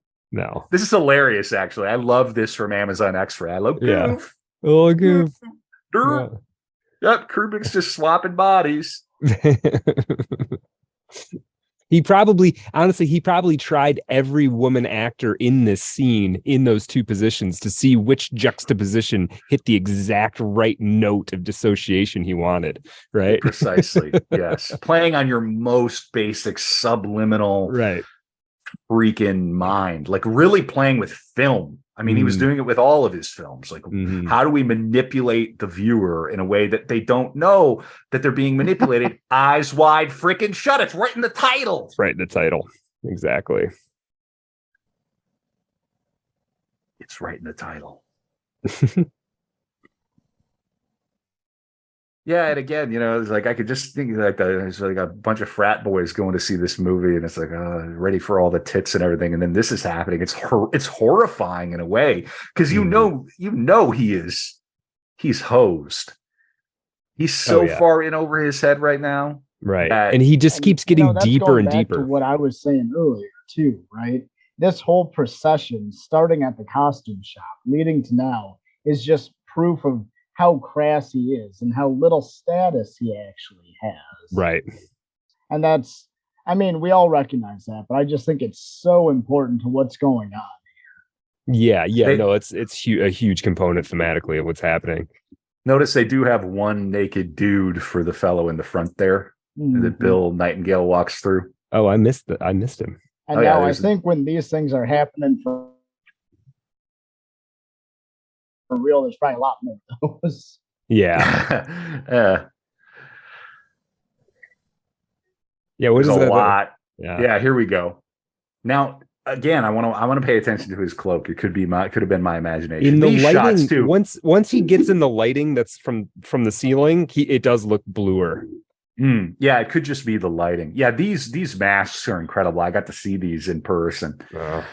They're striking. Whoever designed these. So the throne that the guy in red is got this double eagle thing, and that apparently is known Freemasonic symbolism. So Kubrick is certainly playing his hand, not necessarily that these people are Freemasons, but that there is, I think he's playing with people's stereotypes or whatever you want to call it. Well, that's the boogeyman group that people would recognize, right? Exactly. And that's something I actually harp on a lot on my show, is that you see the Freemasonic symbolism so that you get the idea, not because it's actually Masons. Mm-hmm. Right. Yep. Exactly. It's on the flag of Albania too. Maybe these are all Albanians. Yeah. So I got something from List First about 10 creepy controversies around in this movie, and one of them is the depiction of the Rothschild party. So one of the main parts of the film revolves around the secret party. I'm quoting from this thing. Secret party at a lavish mansion, obviously. It looks almost exactly like the mansion owned by Baron Guy and Baroness Mary Helene de Rothschild, the Chateau de Ferrières. What's more, the mansion was subject to a mysterious masked party hosted by the owners in 1972, photographs of which have since leaked online. I've seen those photographs. Yes, I assume you have too, Dexter. Oh, yes. It certainly appears a morose affair. Aside from very strange masks people are wearing, ranging from animal heads to pretend cages, there are dismembered dolls and other broken children's toys purposely scattered around on the tables. We don't see any of that in the film here. Some tables even feature naked mannequins as if laid in a coffin with food served on top of it. It is even claimed that the invites to this surrealist ball were sent with coded wording. Furthermore, the wording was written backwards so it could only be read in a mirror. Even stranger, as the guests arrived in the mansion, it was bathed in a deep red glow. So Kubrick was probably familiar with that, I'm sure. Yeah, I take back what I said about the color of his cloak, but something stuck in my mind once, and it does seem to be a black cloak, but in any case, he sticks out like a sore thumb. There's no way he was going to be able to hang out at this party. No. And now this is a level of cuckoldry that is staggering. You've been unmasked. This is like being doxxed. Like for some like hyper anon who a very spicy anon. This is like somebody dropping your address in the chat. Right. Yeah. I mean, and this is horrific. Like the pit in your stomach if you identify at all with Dr. Bill. Yeah. And then you have this weird, she comes to his rescue, and is the implication she does it because he saved her life at the party, or is it play acting like Ziegler says later? Yeah, that's part of the ritual, right? He has to feel the guilt about her sacrificing herself, right? That's like 100%. Yeah, going on there. They would have marked him as soon as he screwed up the password. Oh, as soon as he pulled up in a taxi late. Yeah. So you obviously know that they knew he was going to end up there, and he's been incorporated to their ritual.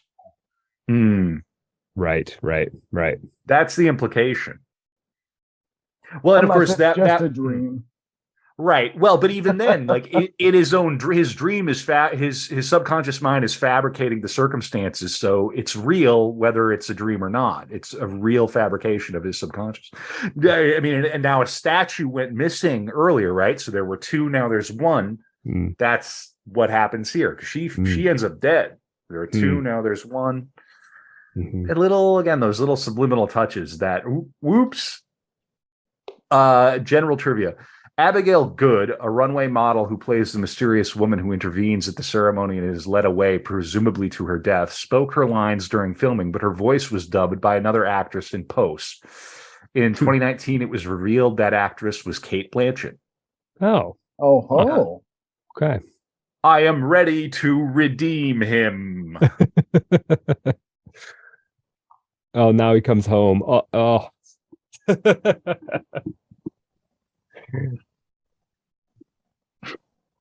How intense would that be? Just like you come up for, you can't say anything to anybody about it. Just like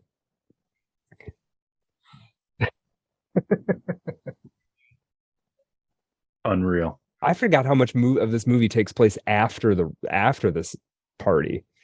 Oh yeah. Yeah. Well, and that stuff is so iconic. It's not even that long. It's maybe under 10 minutes even from the time he walks in until the time he leaves. Yeah.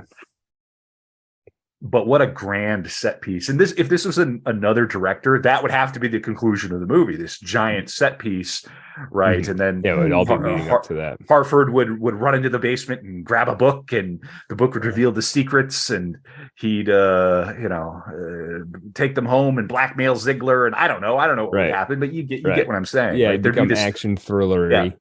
Yeah. Right here now, it is right. This is the midpoint of the film, little past the midpoint. Film just crashes into a wall. What? It's 90 minutes. Yeah. A lot of movies end right around here. Maybe you got 10 more minutes. Yep. You're not even, so now he comes up into the light. He comes back to reality. Yeah. And has to pick together everything that's just happened, going all the way back to Ziegler's prosty upstairs. Yeah, because he's still in the aftermath of that. I mean, that's like 36 hours before this or something. Yeah, and he got high, and then his adventure started. Mm-hmm. Don't you just hate coming down from a trip? Yes. Yes. Oh, hang on, I got to take my mask off. Oh yeah. What are you gonna eat some chips or something?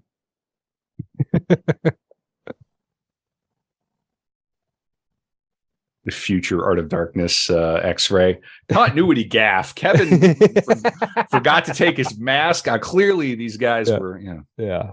I've been planting continuity errors in the YouTube all over the place, just to leave things for people to puzzle out for years and years. You've been making continuity errors from the first minute of the first episode, Brad, when you call William Seward Burroughs. Yeah, Burroughs. And I didn't even correct you. And we have a neighborhood in Minneapolis called Seward, and I wouldn't even know what we were doing. You're fine. You're fine. Don't ask me to pronounce anesthetologist. Yeah. I don't know. We have fun on Art of Dark Pod. Dexter, tell quick during the middle of the episode, tell people again where they can find you. Yeah, you can find me on the Timeline Earth podcast feed. I do a handful of the regular weekly episodes, but the real magic is the once monthly release of Scarlet Thread Society on that same feed. Check me out there. Yes. Thank you so much for coming on the pod. We really appreciate it. We will do an Art Bell episode one day, my friend, and you'll have to ride along. I'm looking forward to it. Yeah. Mm-hmm. Yeah, so he comes home and look, Tom Cruise is doing a great job. I think he's great here because it's just like, have you ever had a night like that where you come home and maybe you done fucked up? I've had nights where I came home and I was like, man, I kind of wish all that hadn't happened. And not this particular situation, but you're like, I gotta have some shit to deal with tomorrow. I might feel weird now that I'm coming down. Yeah, I think we've all had a handful of those. Yeah, I said some things and did some things that I don't really condone. I might have to drink for a few years now. Yeah. Oh, and then she's such a great actor, and you can tell she's acted on the stage and everything. And yeah, she'd be great to see.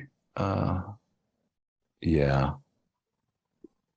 He's just seen things that, and of course, she wakes up from a dream, and you get the impression that, like, in a different movie, she's had her own voyage. Like his dream seems totally real to him, but I mean, her dream feels totally real to her. We just didn't see it. It was in her mind.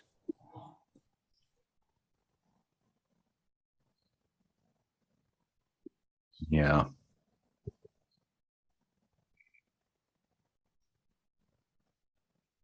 Yeah, she's so good. She's such a great actor. Really, genuinely, just super talented. Yeah. Kidman said about this Kubrick picking them as a married couple to do this. She said, picking us as a married couple, it worked. The minute you see Tom and I, you totally believe that these two people are married because in fact we are. And it is a believable, their chemistry, their chemistry isn't that kind of like Hollywood chemistry when you're like, oh my gosh, these two actors. It's what it looks like, I think, when two people are married. Physically, how they disposed to each other. They're sort of kind of blind to each other in certain ways, and I'm going to run down some facts I got from this website, gradesaver.com. I don't know. I guess it's like I think it's some sort of homework college application thing. Yeah. So here you go. I'm going to help you cheat on your homework, only on Art of Darkness. The Star of Ishtar. The 8-point star is prominently on display in the house of Dr. Ziegler, where the all-important party that opens the movie takes place. The Star of Ishtar is a symbol of fertility and sexuality, and as the movie progresses, the nudity becomes more abundant and the importance of sex takes over. Rarely has Kubrick been so explicit in forwarding his theme through symbol, unless, of course, the star is a red herring. Then it goes on about the Illuminati, but this is quite good. This is very on the nose, but I think worth stating. Masks. The movie ends. We're not there yet, but it ends with the placement of a mask upon a pillow. Doesn't really end with that. That's before the denouement. It ends with their daughter getting kidnapped. Meanwhile, every single scene practically is about people pretending to be something they aren't, or literally wearing masks themselves. The entire film can, in a way, be read as a mask. Try to figure out what it means, and you really are just taking off another mask. A viewer can literally spend hours removing masks to try to get at what Eyes Wide Shut is actually trying to say. And even then, you're just left holding another mask. So, yeah. Introduction to sociology. Yes. That review, that little factoid sheet, almost feels like a sort of midwit trap where you read too much into reading into it in the first place. Yeah. Mm-hmm. Yeah. Well, and then here she starts confessing, and I was fucking other men, and we were fucking, and her dream, did they have the same dream, but just filtered through different, is it a shared dream that they somehow have? And what is a marriage if not that? Right. Yeah. What was in that fucking joint? Huh? Yeah, I know. Got that. Smoking that shit straight from the DR. Yeah. Straight from DR, man. I was smoking that shit that glued my eyes wide shut, baby. Yeah. It's that eyes wide shut shit. I've been so high that my eyes have been wide shut. Yeah, I was seeing Masonic symbols fucking everywhere. Bunch of Shriners driving through your head. Here is, I think, the first breakfast. Daylight scene in the whole film so far. I could be wrong about that. Oh, maybe the other time he went to work. Listen to this. Stanley Kubrick optioned the novella Traum Novelle by Arthur Schnitzler 20 years before the making of Eyes Wide Shut. And then it said something about Kirk Douglas and he went to therapy because they didn't get along on the set of Spartacus. Couples therapy? Let me come back to it. It's very funny, isn't it? That's hilarious. Let's see here. Oh, I guess Johnny Depp was considered for the role of William Harford. Oh, it should have been him and his what was her name? Amber Heard. Amber Heard. Different movie. Yeah. See, Johnny Depp's got a different kind of. I mean, I don't mean to get into gradations of like men's attractiveness, but he's like Tom Cruise is an attractive man, but I feel like Johnny Depp is a different kind of attractive man. I don't know if it would have worked as well. Well, so the thing with Depp, right, is his whole, at least film career, is more or less built around that sort of dirtbag sexy. Yeah. At least in this, more recent era arc. And I think you can safely say that started around the time of this movie. Yeah. And I don't think that's what you want for this. You want the clean cut striver. That's what. Right. Who's taking taking that one step too far kind of thing, rather than Johnny Depp's in a movie. You're like, yeah, this guy's banging everybody. Like, clearly. So, yeah, he and Kirk Douglas went into therapy together during Spartacus. How funny is that? That's hilarious. Cruise and Kidman signed open-ended contracts. They agreed to work on this project until Stanley Kubrick released them from it, however long that turned out to be. God. That is some almost like sadomasochistic craziness. Yeah. Imagine selling your soul to Stanley Kubrick. Right. You could do worse. Listen, if Stanley Kubrick came back and said, "Kevin, I need you," it's that GIF. What's the comedian? Stanley Kubrick needs me. Yeah. You guys know Harvey Keitel was supposed to be in this movie, right? Did you know about this?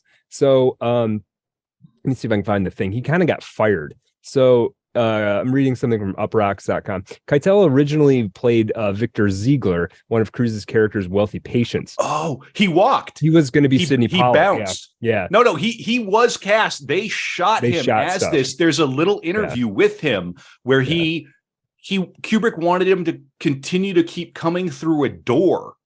Yeah. Over dozens and over times. Yeah. And he just left the set. Yeah. He, in another interview, Keitel called Kubrick a genius, but said he did some things he objected to. What did he do? Well, Keitel didn't go into specifics, but he said Kubrick did some things I didn't like and that he found disrespectful. Yeah, interesting. Well, that could be just about anything too, though. Right. Very curious. Well, yeah, supposedly you had to film him walking through a door 68 times. I could see that being like, come on, man, 68. I'm Harvey Keitel. You got to get it right, don't you? Yeah, you do. Yeah. It's like I made Bad Lieutenant. Right. Like what are we doing here? I'm making a meme right now on the air. I'm making the Sam Hyde meme, and it's going to stay Stanley Kubrick needs me.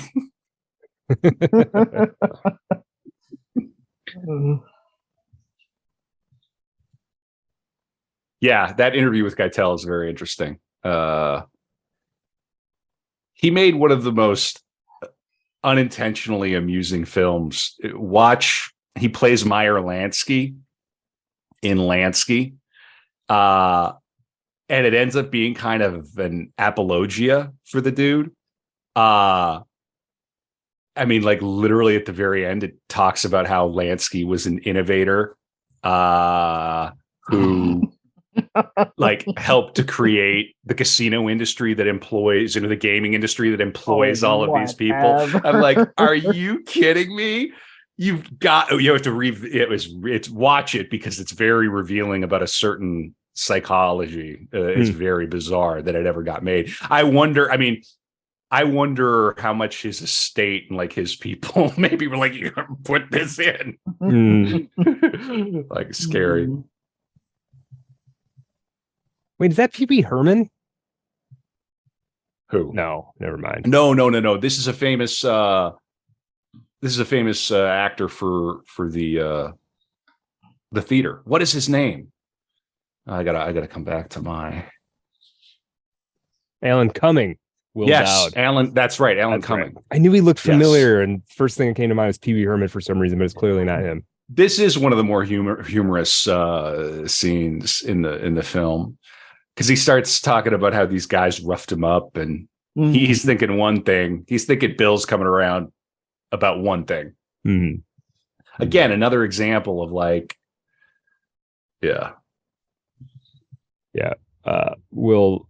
somebody in the Telegram said that the gay homosexual receptionist is a Jungian archetype. And it does come up in a lot of movies. I think of that great scene in Fear and Loathing in Las Vegas where the cop at the cop conference is yelling at that receptionist, and then Hunter S. Thompson kind of just rolls in and is like, "Excuse me." Yeah, it's kind of a trope, isn't it? It is. Yeah. All right, I'm making a meme live on air. Yeah, and so he's going back around to the places that he visited in the night, but they're not really the same places, right? Like they're kind of the same, but everything looks very different by daylight. Yeah, of course.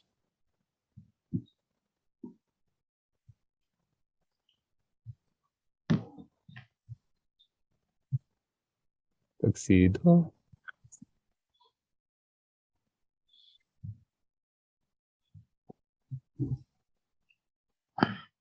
Uh-oh. Check out the chat.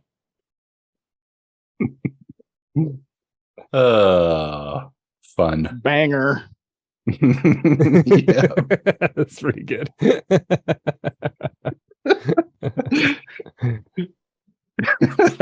Patty, delete the question mark. No.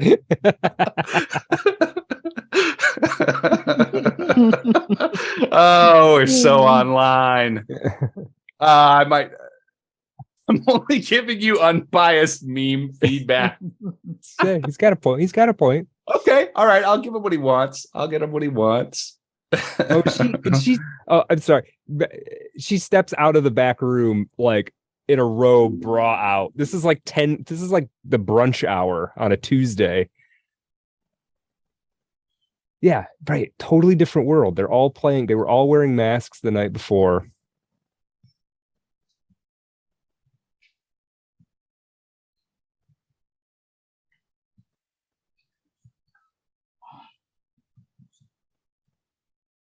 And yeah, then the question is, that's interesting. He's even thinking to himself, did I dream all of this? I was here in the store and I saw something different than what is actually here. Or are they pretending?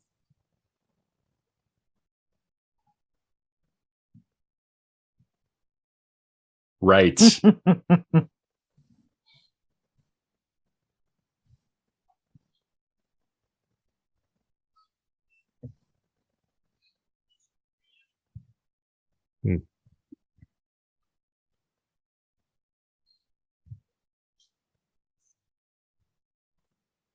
Rainbow fashion. He's back.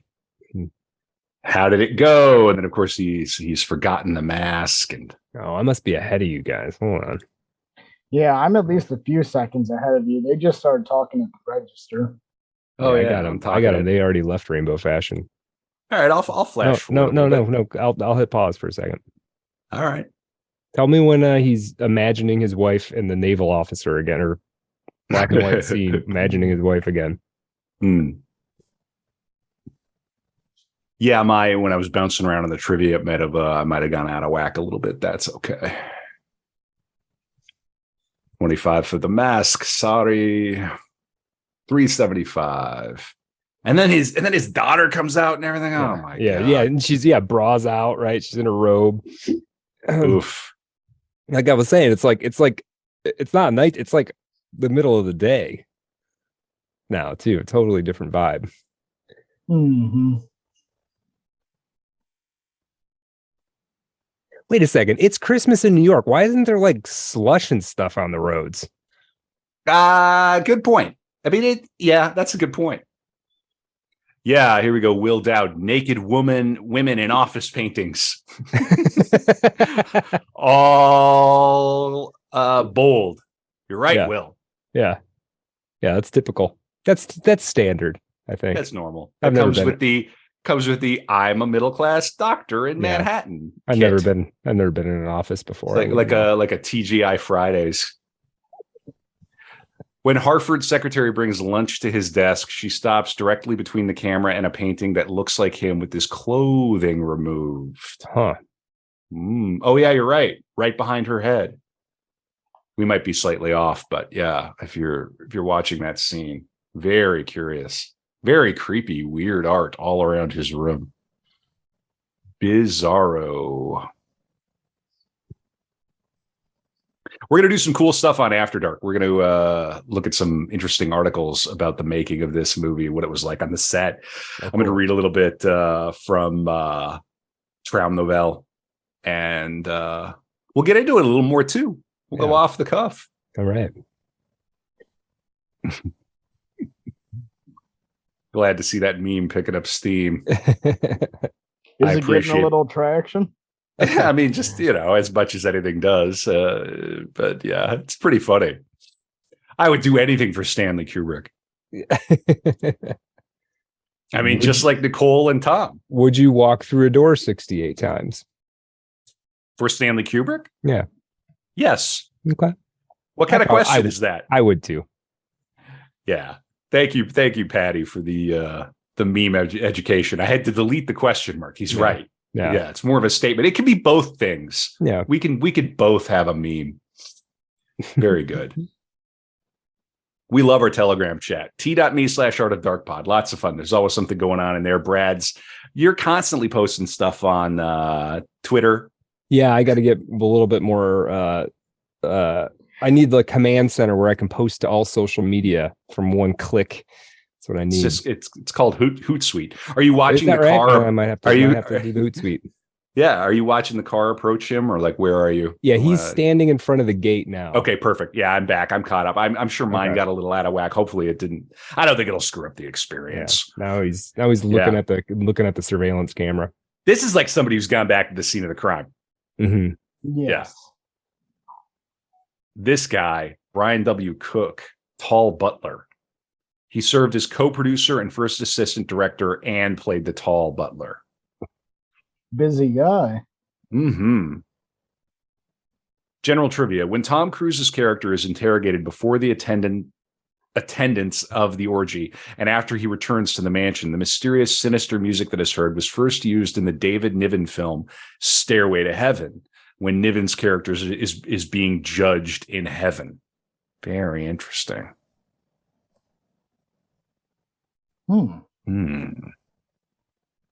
What can it mean?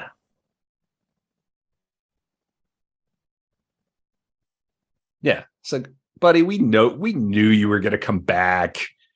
If you come back, we got a letter prepared for you. Right.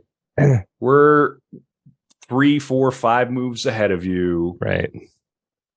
Yeah, Dr. William Harford. We know your name. It's printed. It's typed out. Give up your inquiries, which are completely useless, and consider these words a second warning. We hope for your own good that this will be sufficient. Again, absolutely cucked. You ever had a sinking feeling hit you when you know, like, you screwed up? Yeah. Yeah, I got no hand in this situation, Jerry. No hand at all. Yeah. What's that?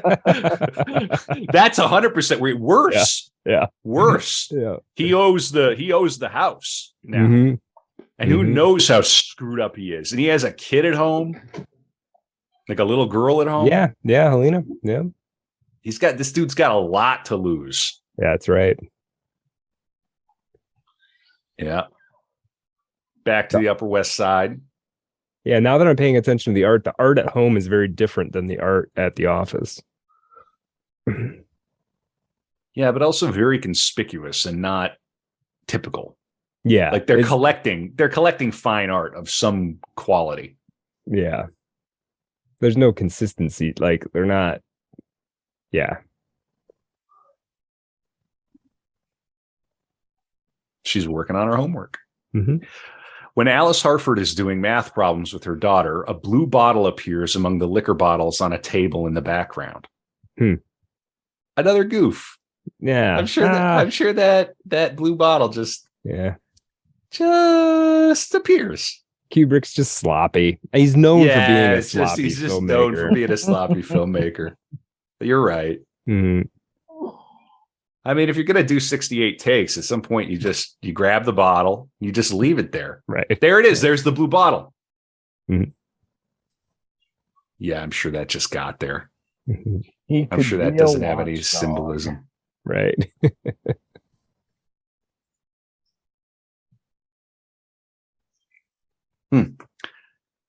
Revealing mistake. When Alice and Helena are doing story problems, Alice says Joe has $2.50, which is a UK Australian construction as opposed to the more American $2.50. Yeah. Okay. True. But as if they wouldn't know that. Yeah, I don't people could say $2.50. I mean, I don't. Here's another one. Harford's wallet is quite full at the beginning of the film, but later it's clear he's rather outmatched financially. When he arrives home and his wife is helping their daughter with her homework, they're working a math problem about two people who have different amounts of money. That's a great point. Yeah. Yeah. True. Ooh, that's a great point. Yeah. That goes beyond trivia. That cuts to the heart of what the movie's about. Right. Yeah, it does. Look at how his doctor's office, it almost looks like a kindergarten. Doesn't it? I mean, it's a little bit. It's very childish. Like, I look at his pathetic degrees on the wall, and all I can think about is this naval officer stooping his wife. Yeah. And and that, that's layered on with all the phantasmagoria of the party and the horror of the party. Mm-hmm. Mm-hmm. Oh, I forgot about this. He calls up Carl.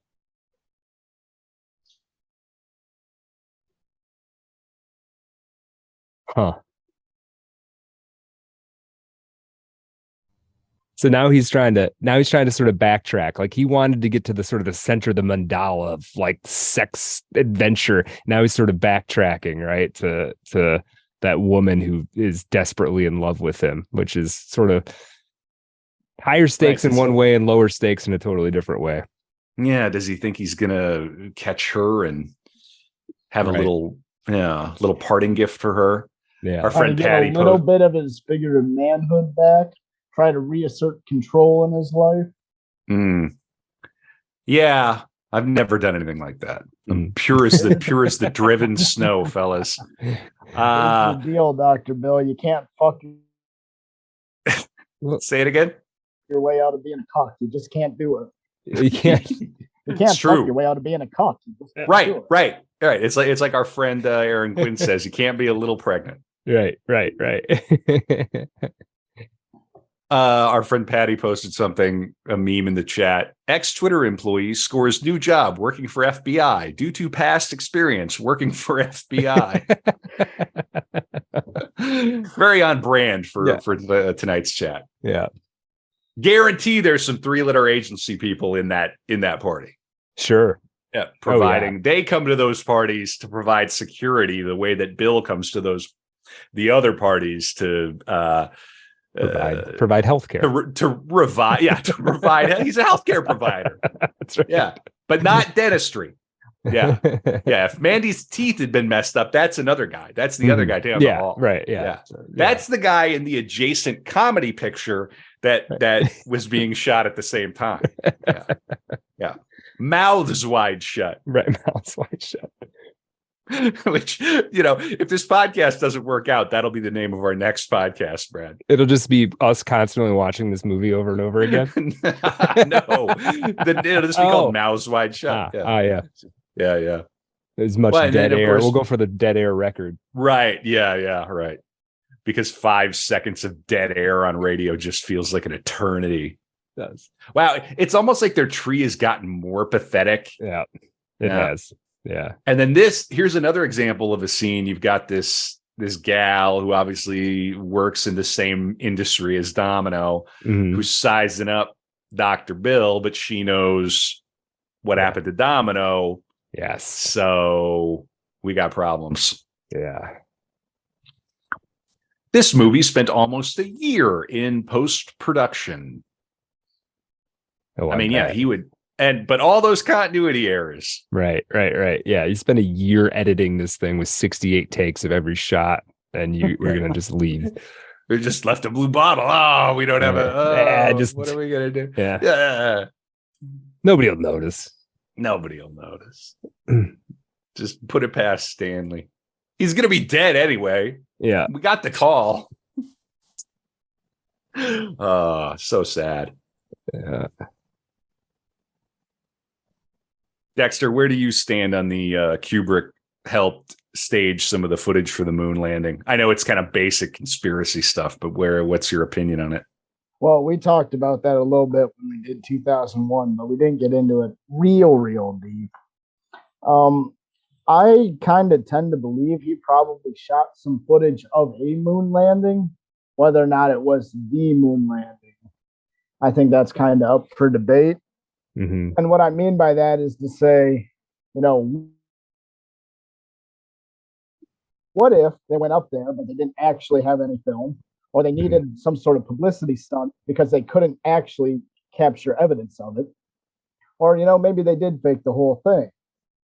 I think that there's no doubt that he filmed a moon landing for the U.S. government, or filmed.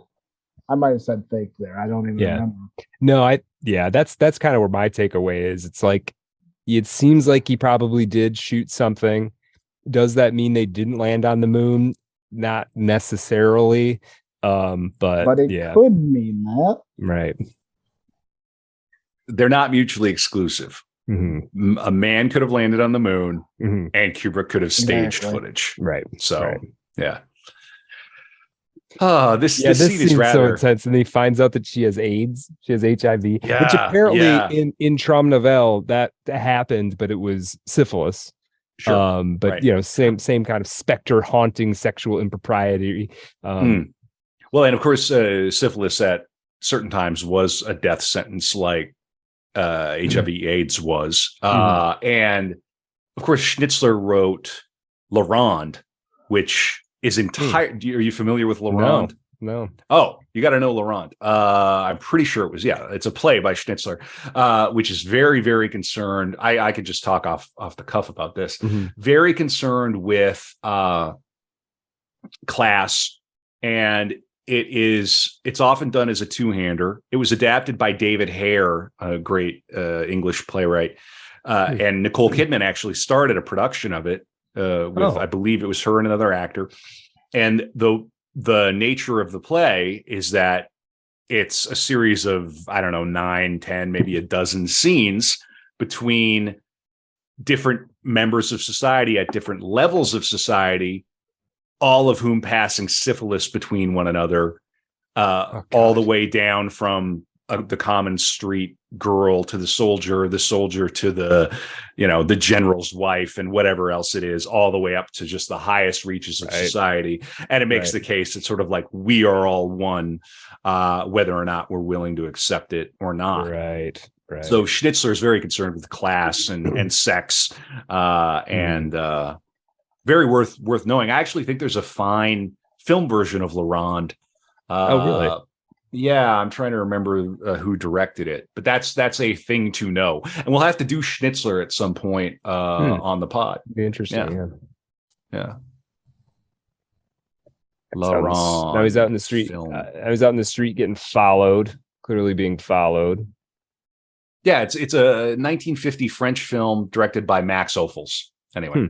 Okay. Yeah. Worth watching. Right. Now he's paranoid. Mm-hmm. And I like to say in America, you can never be paranoid enough. Especially if you've just infiltrated a super elite Rothschild-esque, Epstein-esque sex party. Yeah. Hold on. I got a knock at the door. This one's going to be real good. Put this on the YouTubes and see how far we get. This is going to be real good. Again, we'll open up the whatever level I can learn Hungarian. I'll go dance among the statues for a certain amount. Yeah, this guy's creepy. Yeah. And then you have that music, that boom, boom. Oh, it's so good. Boom, boom. Yeah. Yeah, he wants a taxi. Taxi. Get me out of here. And to me, the energy at this point in the film, it's propulsive. Like I am terrified. Yeah.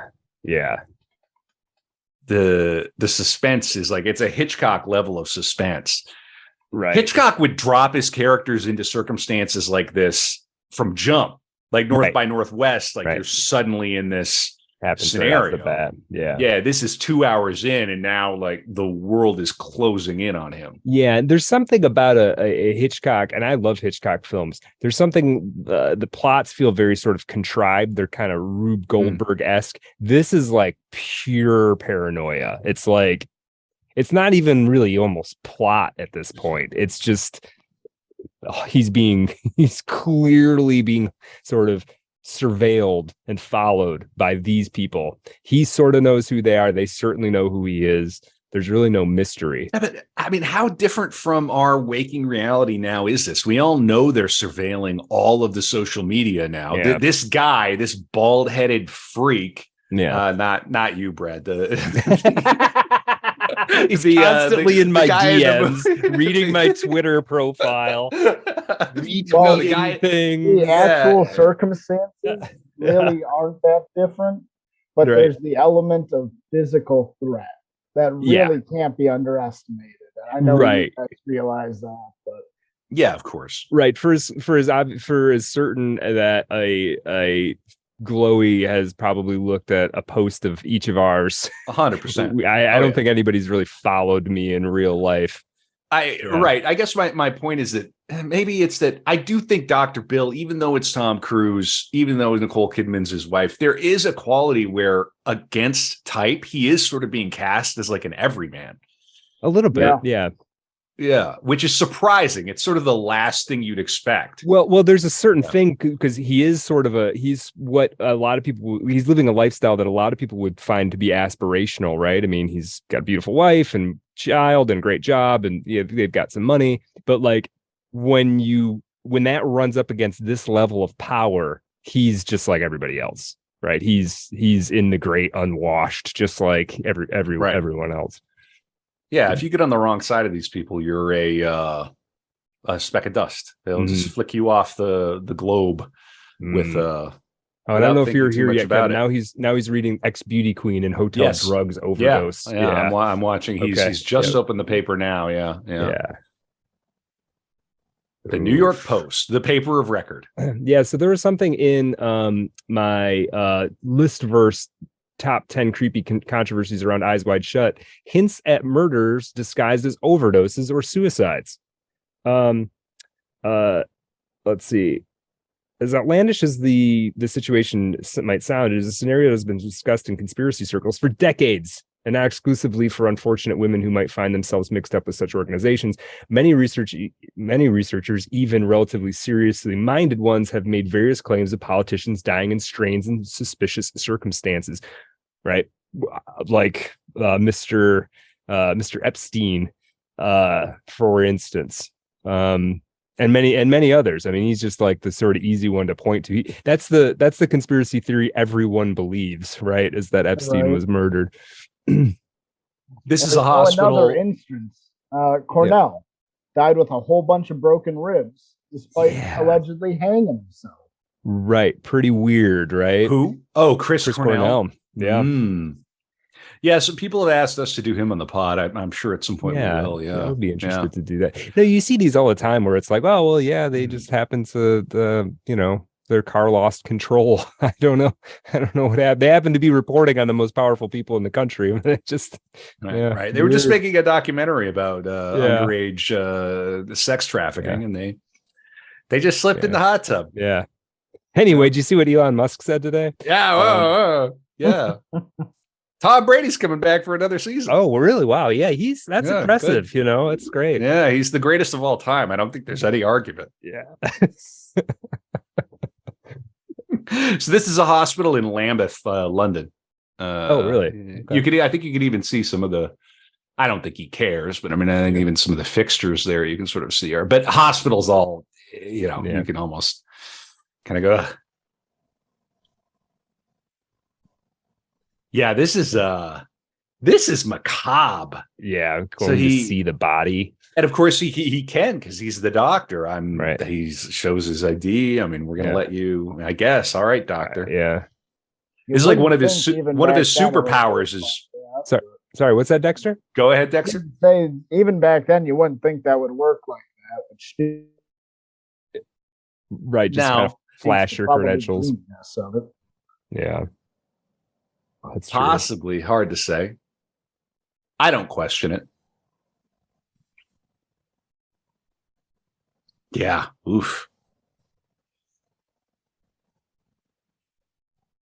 114, the room in the morgue visited by Bill in Wing C, room 114. CRM 114 was the name of the decoding machine in Kubrick's film Dr. Strangelove, or How I Learned to Stop Worrying and Love the Bomb, as well as the number printed on the medicine that Alex is given in A Clockwork Orange. Oh my gosh. 114. Huh. Means something to Stanley. Yeah. But I'm sure that statue just... Yeah, just whoops, somebody just picked it up and Yeah. That's crazy. This is weird how close he's getting to the, like, I don't remember this. This is unsettling. It really is. And the orderly is like, okay, what's going on here? Yeah. We're not accustomed to... You don't see a corpse like this. I think it's an interesting distinction. The orderly isn't voyeuring like they all did. The mannequins, the ones who are sitting still, the ones who are rampantly fucking. I think there's a distinction there. That's a good point. He's sort of looking down. Not to watch, or trying not to watch. Yeah. That is very interesting. That's a different type. He's Ziegler I'm not level sure if it would never do that here, but I think it's got to, right? I feel like it does, right? Yeah, and they made a point of cutting to him and showing him in that aspect. So, yeah, and then more weird art on the walls. There's this, and then you look at this weird sort of screen behind him. There's like a screaming person in a red mask to the left. I don't trust anybody who's got weird art on their walls. Yeah, honestly. Okay, now we're back at Ziegler's with the red billiard table. Just this opulent library. The Christmas trees are still lit, but the 7 or the 8-sided stars are not lit anymore. Very curious. Their fertility ritual is over, so those stars come down possibly. This is probably my favorite scene in the film, outside of the mask, the obvious mask, really? Okay. The ball and everything. Yeah, this is incredible. Just the acting. Yeah. When he finally just cuts to the chase and says, if you knew who those people were, I don't think you'd sleep so well. Yeah. Just says everything. Yeah, that was a terrific party the other night. Which one? Yeah. Irony. Right. And of course, now you're thinking, how many layers? Ziegler's at the other party. Yeah, like of course. Going into this sort of like, yeah, of course. Yeah. Yeah. And they both have to play like they're chummy. Yeah. It'd be like after you go into a wedding and the bachelor party went nuts. Right. Like, hey, how good to see you again. Yeah. Whoa. Yeah. How's Candace doing? Is she excited for the big day? Right. Have you had your penicillin shots? Yeah. Well, we're just so happy for you. Yeah. She doesn't know about the credit card, does she? Right. Yeah. Here we go. Continuity. When Dr. Harford talks to Victor Ziegler at the pool table, the position of the cue, the balls, and the chalk changes. I'm sure there's not some sort of astrological significance to every single placement of every single ball and cue on the table. Yeah. As we need some like weaponized autist to like do astrological charts. I'm not even joking. Stanley Kubrick needs you. Yeah. They're missing the point. That not a goof. What's he trying to say? There's just no way. Yeah. Or he's just having a laugh. He's just he could be purposely putting continuity errors in there. Yeah. Not thematically, but to screw with. That's a possibility. But. Exactly. It could be directed at us. People, right. Yeah. And not to be fixating here, but I'm noticing the red-green theme again. Yeah. The fixtures and the table. Yeah. Beyond just the Christmas connotations here. We joke about it being a Christmas movie, but it's that specific combination yet again. Yeah. Yes. And that blue, that eerie blue light, which, in the background. Oh, he says he's there. Yeah.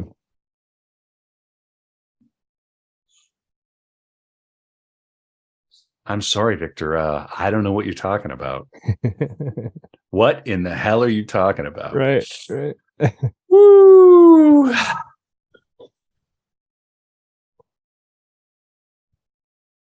I was there. Of course you were.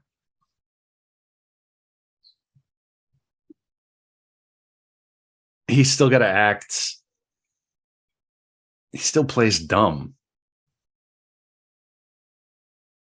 Imagine Harvey Keitel in this role. Be a little different. Doesn't quite work the same. Yeah. You never Sidney know. Pollack is a little more avuncular. Mm-hmm. Harvey Keitel has a menace, even when he's being nice. Yeah, he can pull off. This guy can pull off the sort of banality of evil kind of thing, right? Sort of. He's just a regular kind of guy. He happens to be really rich. Yeah. Right. Right. Bateau Shirley. old crypto money. Old crypto money. Yeah. Tesla down 72% from all-time high. Ooh. Wow. Ouch. Yeah. And then Nick Nightingale, and oh my God, they beat him up. They beat up my musician friend. That's how you're starting to get to a bad place when your musician friends start to get beat up. Mm-hmm. Like, think in America that you're starting to get ratcheted down. You're like, my jazz playing buddy got knocked around by some toughs. I'm in serious trouble. Somebody call a doctor. I am the doctor.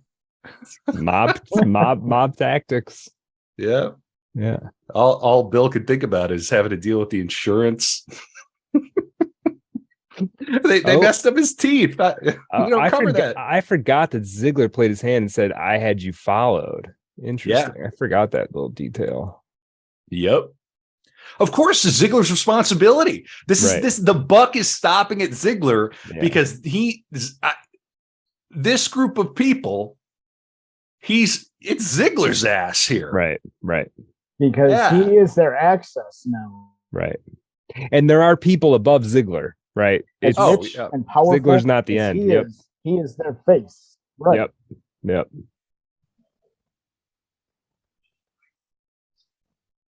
Yeah. And all they do, this is the other thing that's amusing about this, is all they do, like Stanley, all he had to do was think about movies and think about his movies and think about every single scene and every single shot and every single item and every single number and on every single door of every single thing. All these people have to do now is focus on Bill Harford. It's this game of chess. He doesn't even know he's in it. Right. He wants to get out of it. Sure. There's no way he'll ever catch up to their level. No. Yeah, those were not just ordinary people there. If I told you their names, I'm not going to tell you their names. But if I did, I don't think you'd sleep so well. Imagine. I'd just be so bad. Oh my God. You want to leave the city. You'd be like, how do you get out of this? You'd want to move to Ann Arbor.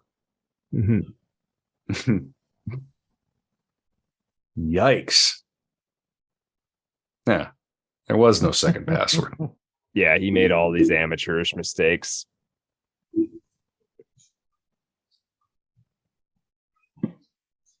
Or that when they took your coat, they found the receipt from the rental house in your pocket, made out to you know who. Yeah, you're not cut out for this.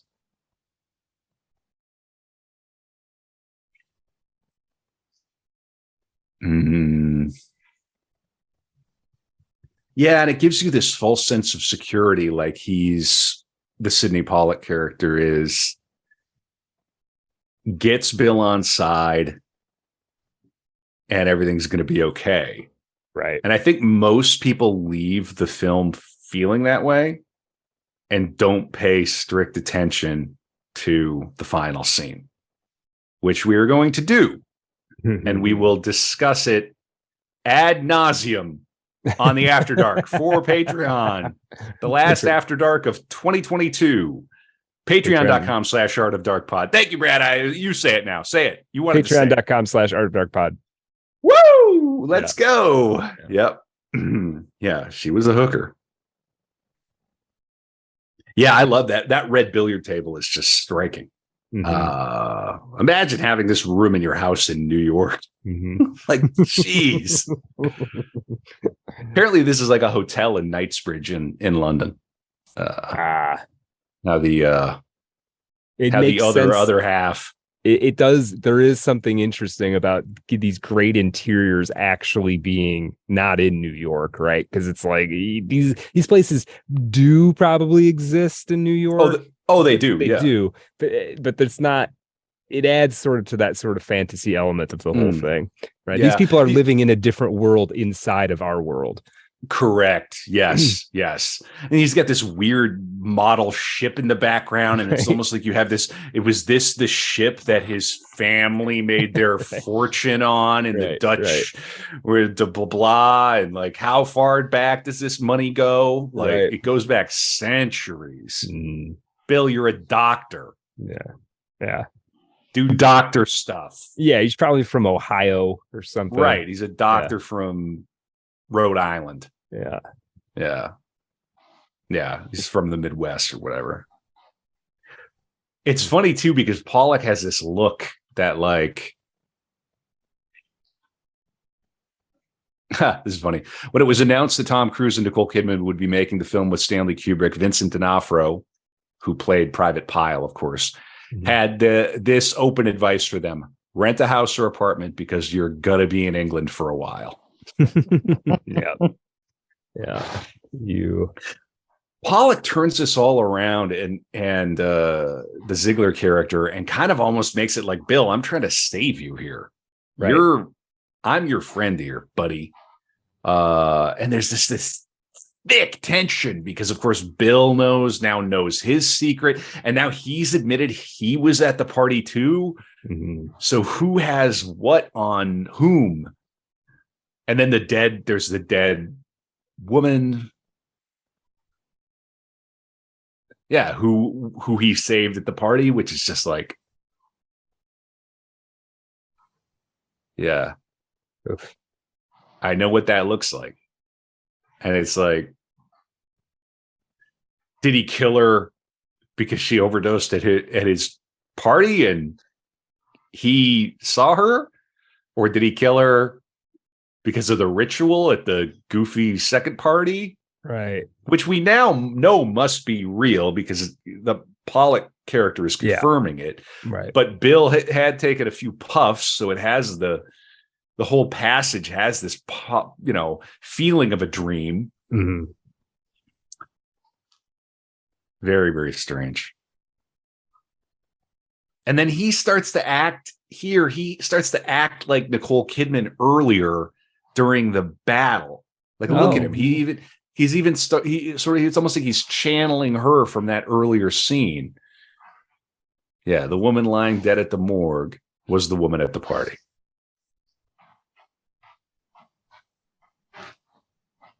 And was the same woman, right, who you treated at the other party. It's like an Escher. All these people do is have parties. Ziegler's getting ready for the next party. Yeah.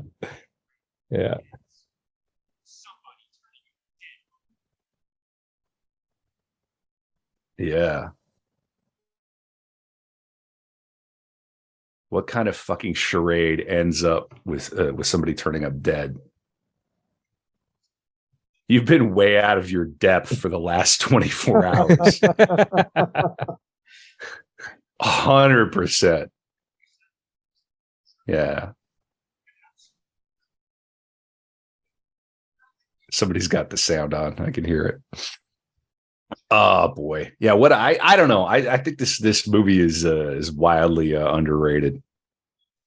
Travis in the chat says Pollock is doing vulnerability as a threat here, and it's great. He's threatening just by offering a little information. So good. Yeah, you could feel the threat coming across from Pollock. He from Sidney Pollock. He's playing multiple actions at once. He wants one final thing. It's a negotiation. It's just so well acted. Such a fun. And it's the same one who OD'd in my bathroom. You remember the hooker that OD'd at my Christmas party? Like, yeah. That slightly earlier line, nothing suspicious, really sticks with me. Yeah. Just, she got her brains fucked out, went home, overdosed. Nothing to see here. Nobody killed anybody. Someone died. It happens all the time. Life goes on. Life goes on, and our fortune will go on another 500 years.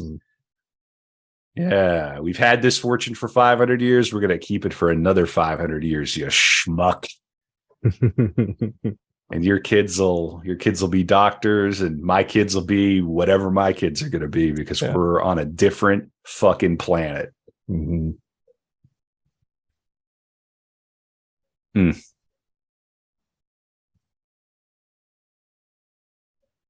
There we go. Last 10 minutes of the movie. Yeah. So now we kind of repeat this beat where he comes home again. It's taken at a different angle than when he's walked into the house before, right? Because it's like it's pretty straightforward, but he lives in a different kind of reality than he lived in 24 hours earlier. When Bill enters his apartment for the last time, right before he discovers the mask and his pillow, there is a stack of Stanley Kubrick videos on the long table under the painting. The one on the top is Full Metal Jacket. Huh. I would not have I could have watched this another 10 times. I wouldn't have caught that. This is a world where Stanley Kubrick's movies exist. Right. Hey, is it just me, or has some of the art changed? It doesn't look the same. I don't know. You'd have to go back. This could be the lighting. Yeah. That creepy blue lighting. That's why. Yep. Yeah. Mm-hmm. Yeah. And of course, there's more of that lighting every single time we come back to his apartment, too. Mm-hmm. Yeah. It's like something is gradually kind of taking over the space. Creeping. This is so funny too, because he goes and he grabs a Bud Light. It's just like totally just a honey, I'm home. Yeah. Yeah. You think Ziegler ever comes home and cracks open a Bud Light? No. Ziegler opens up a 20-year PDI lace. And and the maid never has a day off in Ziegler's. Right. Yeah. The maid's doing double duty. Yeah. He's got Mandy's friends are on speed dial. Yeah. As soon as the funeral's over, it's back to partying. Yeah, there's so much pathos pouring out of him here. I think Tom Cruise is great in this.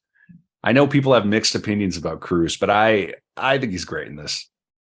I'm generally not hot on, but I think he was really just masterful in this.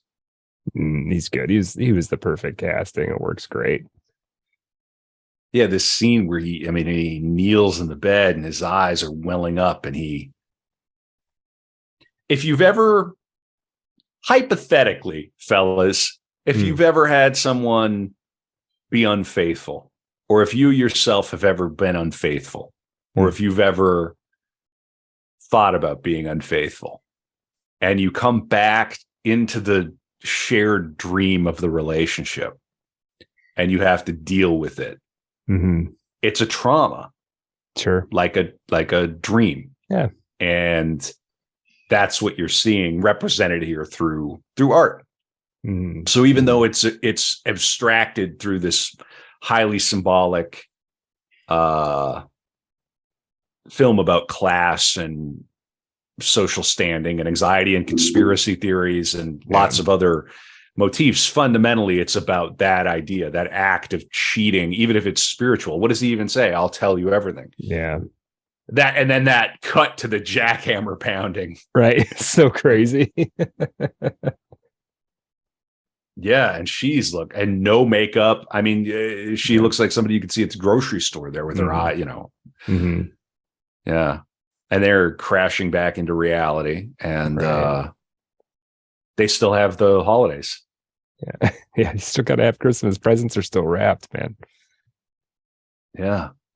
And when he says, I'll tell you everything. Yeah. How much everything? Did he tell her And see, is the implication here now, let's go with this idea that their daughter gets kidnapped. Is his house bugged at this point? How far would these people go? They've been in his house. Because of the mask? Yeah. Right. Well, wait, did he leave the mask at the party, or didn't he bring the mask home? Well, it was in the safe, wasn't it? He put it in the safe. He put all that stuff in. He put all those clothes in the safe, and then when he went to the costume shop, the mask wasn't in the bag anymore. So I think the implication is that they either stole it, or they stole it off of they took it off him as he was leaving the party or something, and then put it on his pillow as an intimidation kind of thing. Right. So, again, it is the implication that, how far will they go? Yeah, they seem to know everything about him, all his moves. Right, they've been following him. So when he says, "I'll tell you everything," has he told her about Ziegler? Yeah, and if did he tell her about going to the morgue to look what would be your next move? So there goes the daughter. Pay attention, strict attention to the daughter in this final scene. All right. Yeah, there are going to be some bears at some point, and one of the bears will stand out. And at some point, the daughter will be whisked away by men that you will recognize from earlier in the film if you were paying attention at Ziegler's party. And these two are so caught up in their own affairs that they let their daughter wander around a busy toy store in New York City during the holidays with their eyes wide shut. I had to say it. That's where Kevin said the name of the movie.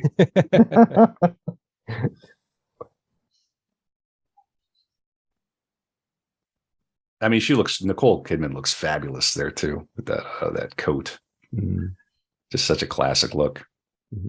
The tremendous hype around the release of this. Here it is in the background. These are the men from earlier. See, she turns around, looks at them, and she's gone. The most widely circulated rumor was that Tom Cruise and Nicole Kidman played married psychiatrists having love affairs with their patients. That's what people thought the movie was going to be about. And this is Hamley's Toy Shop, Regent Street, London, England, UK. Jingle Bells, instrumental. That's music. Thank you, X-Ray. Will in the telegram says teddy bears don't have any negative connotations in Kubrick's work. I'm trying to think about other teddy bears in Kubrick. The Shining. That's the one I immediately thought of. Is there a teddy bear in The Shining? Yeah, a little boy. What's the little boy's name? Danny. I think Danny. Does Danny have a teddy? Danny has a teddy bear. Yeah. Danny's molestation. I'm getting the updates here. Oh, okay, right. The Shining, of course. Yeah. Molestation. Does it? Okay, good. Yeah. Thank you, Will. It's a good catch. Yeah, and Travis is right here. This is my favorite Cruise performance for sure. And they go on and they have a 3-minute dialogue together. Their daughter has gone missing. She turns around and looks at them and disappears around the corner with some men from Ziegler's party. Mommy, Daddy. Right. I don't want to go to Little St. James.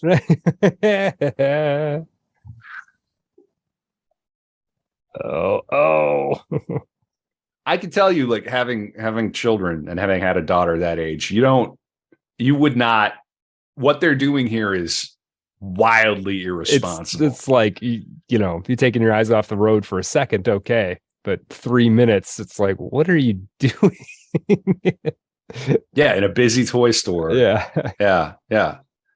I just today we came back from shopping at Costco, and my son got out the side door, and you stop everything and you just go and this is in a perfectly safe neighborhood, not surrounded by strangers, but you just think, oh my God, because my son is like a little he's a Tasmanian devil. He'll run into the alley. Yeah. You just go, okay. Yeah. And these two, I mean, look, they're not looking after her at all. It's right there in your face. Zero attention. Yep. It's very creepy. We're going to go into this on the After Dark, patreon.com/artofdarkpod. Thank you for joining us for this Eyes Wide Shut watch party, Dexter. Yeah, awesome. There's one thing that we need to do as soon as possible. What's that? Fuck.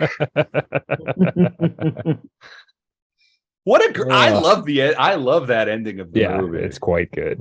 It's so dark. Yes. Ooh. Yes. I don't know. I don't know if I feel differently about Eyes Wide Shut, but I'm so glad I got to share my annual screening of this banger with you and our friends in the Telegram. Super fun. Yeah. And movies, that's I think the third time I've seen it. It always leaves me feeling it's unsettling.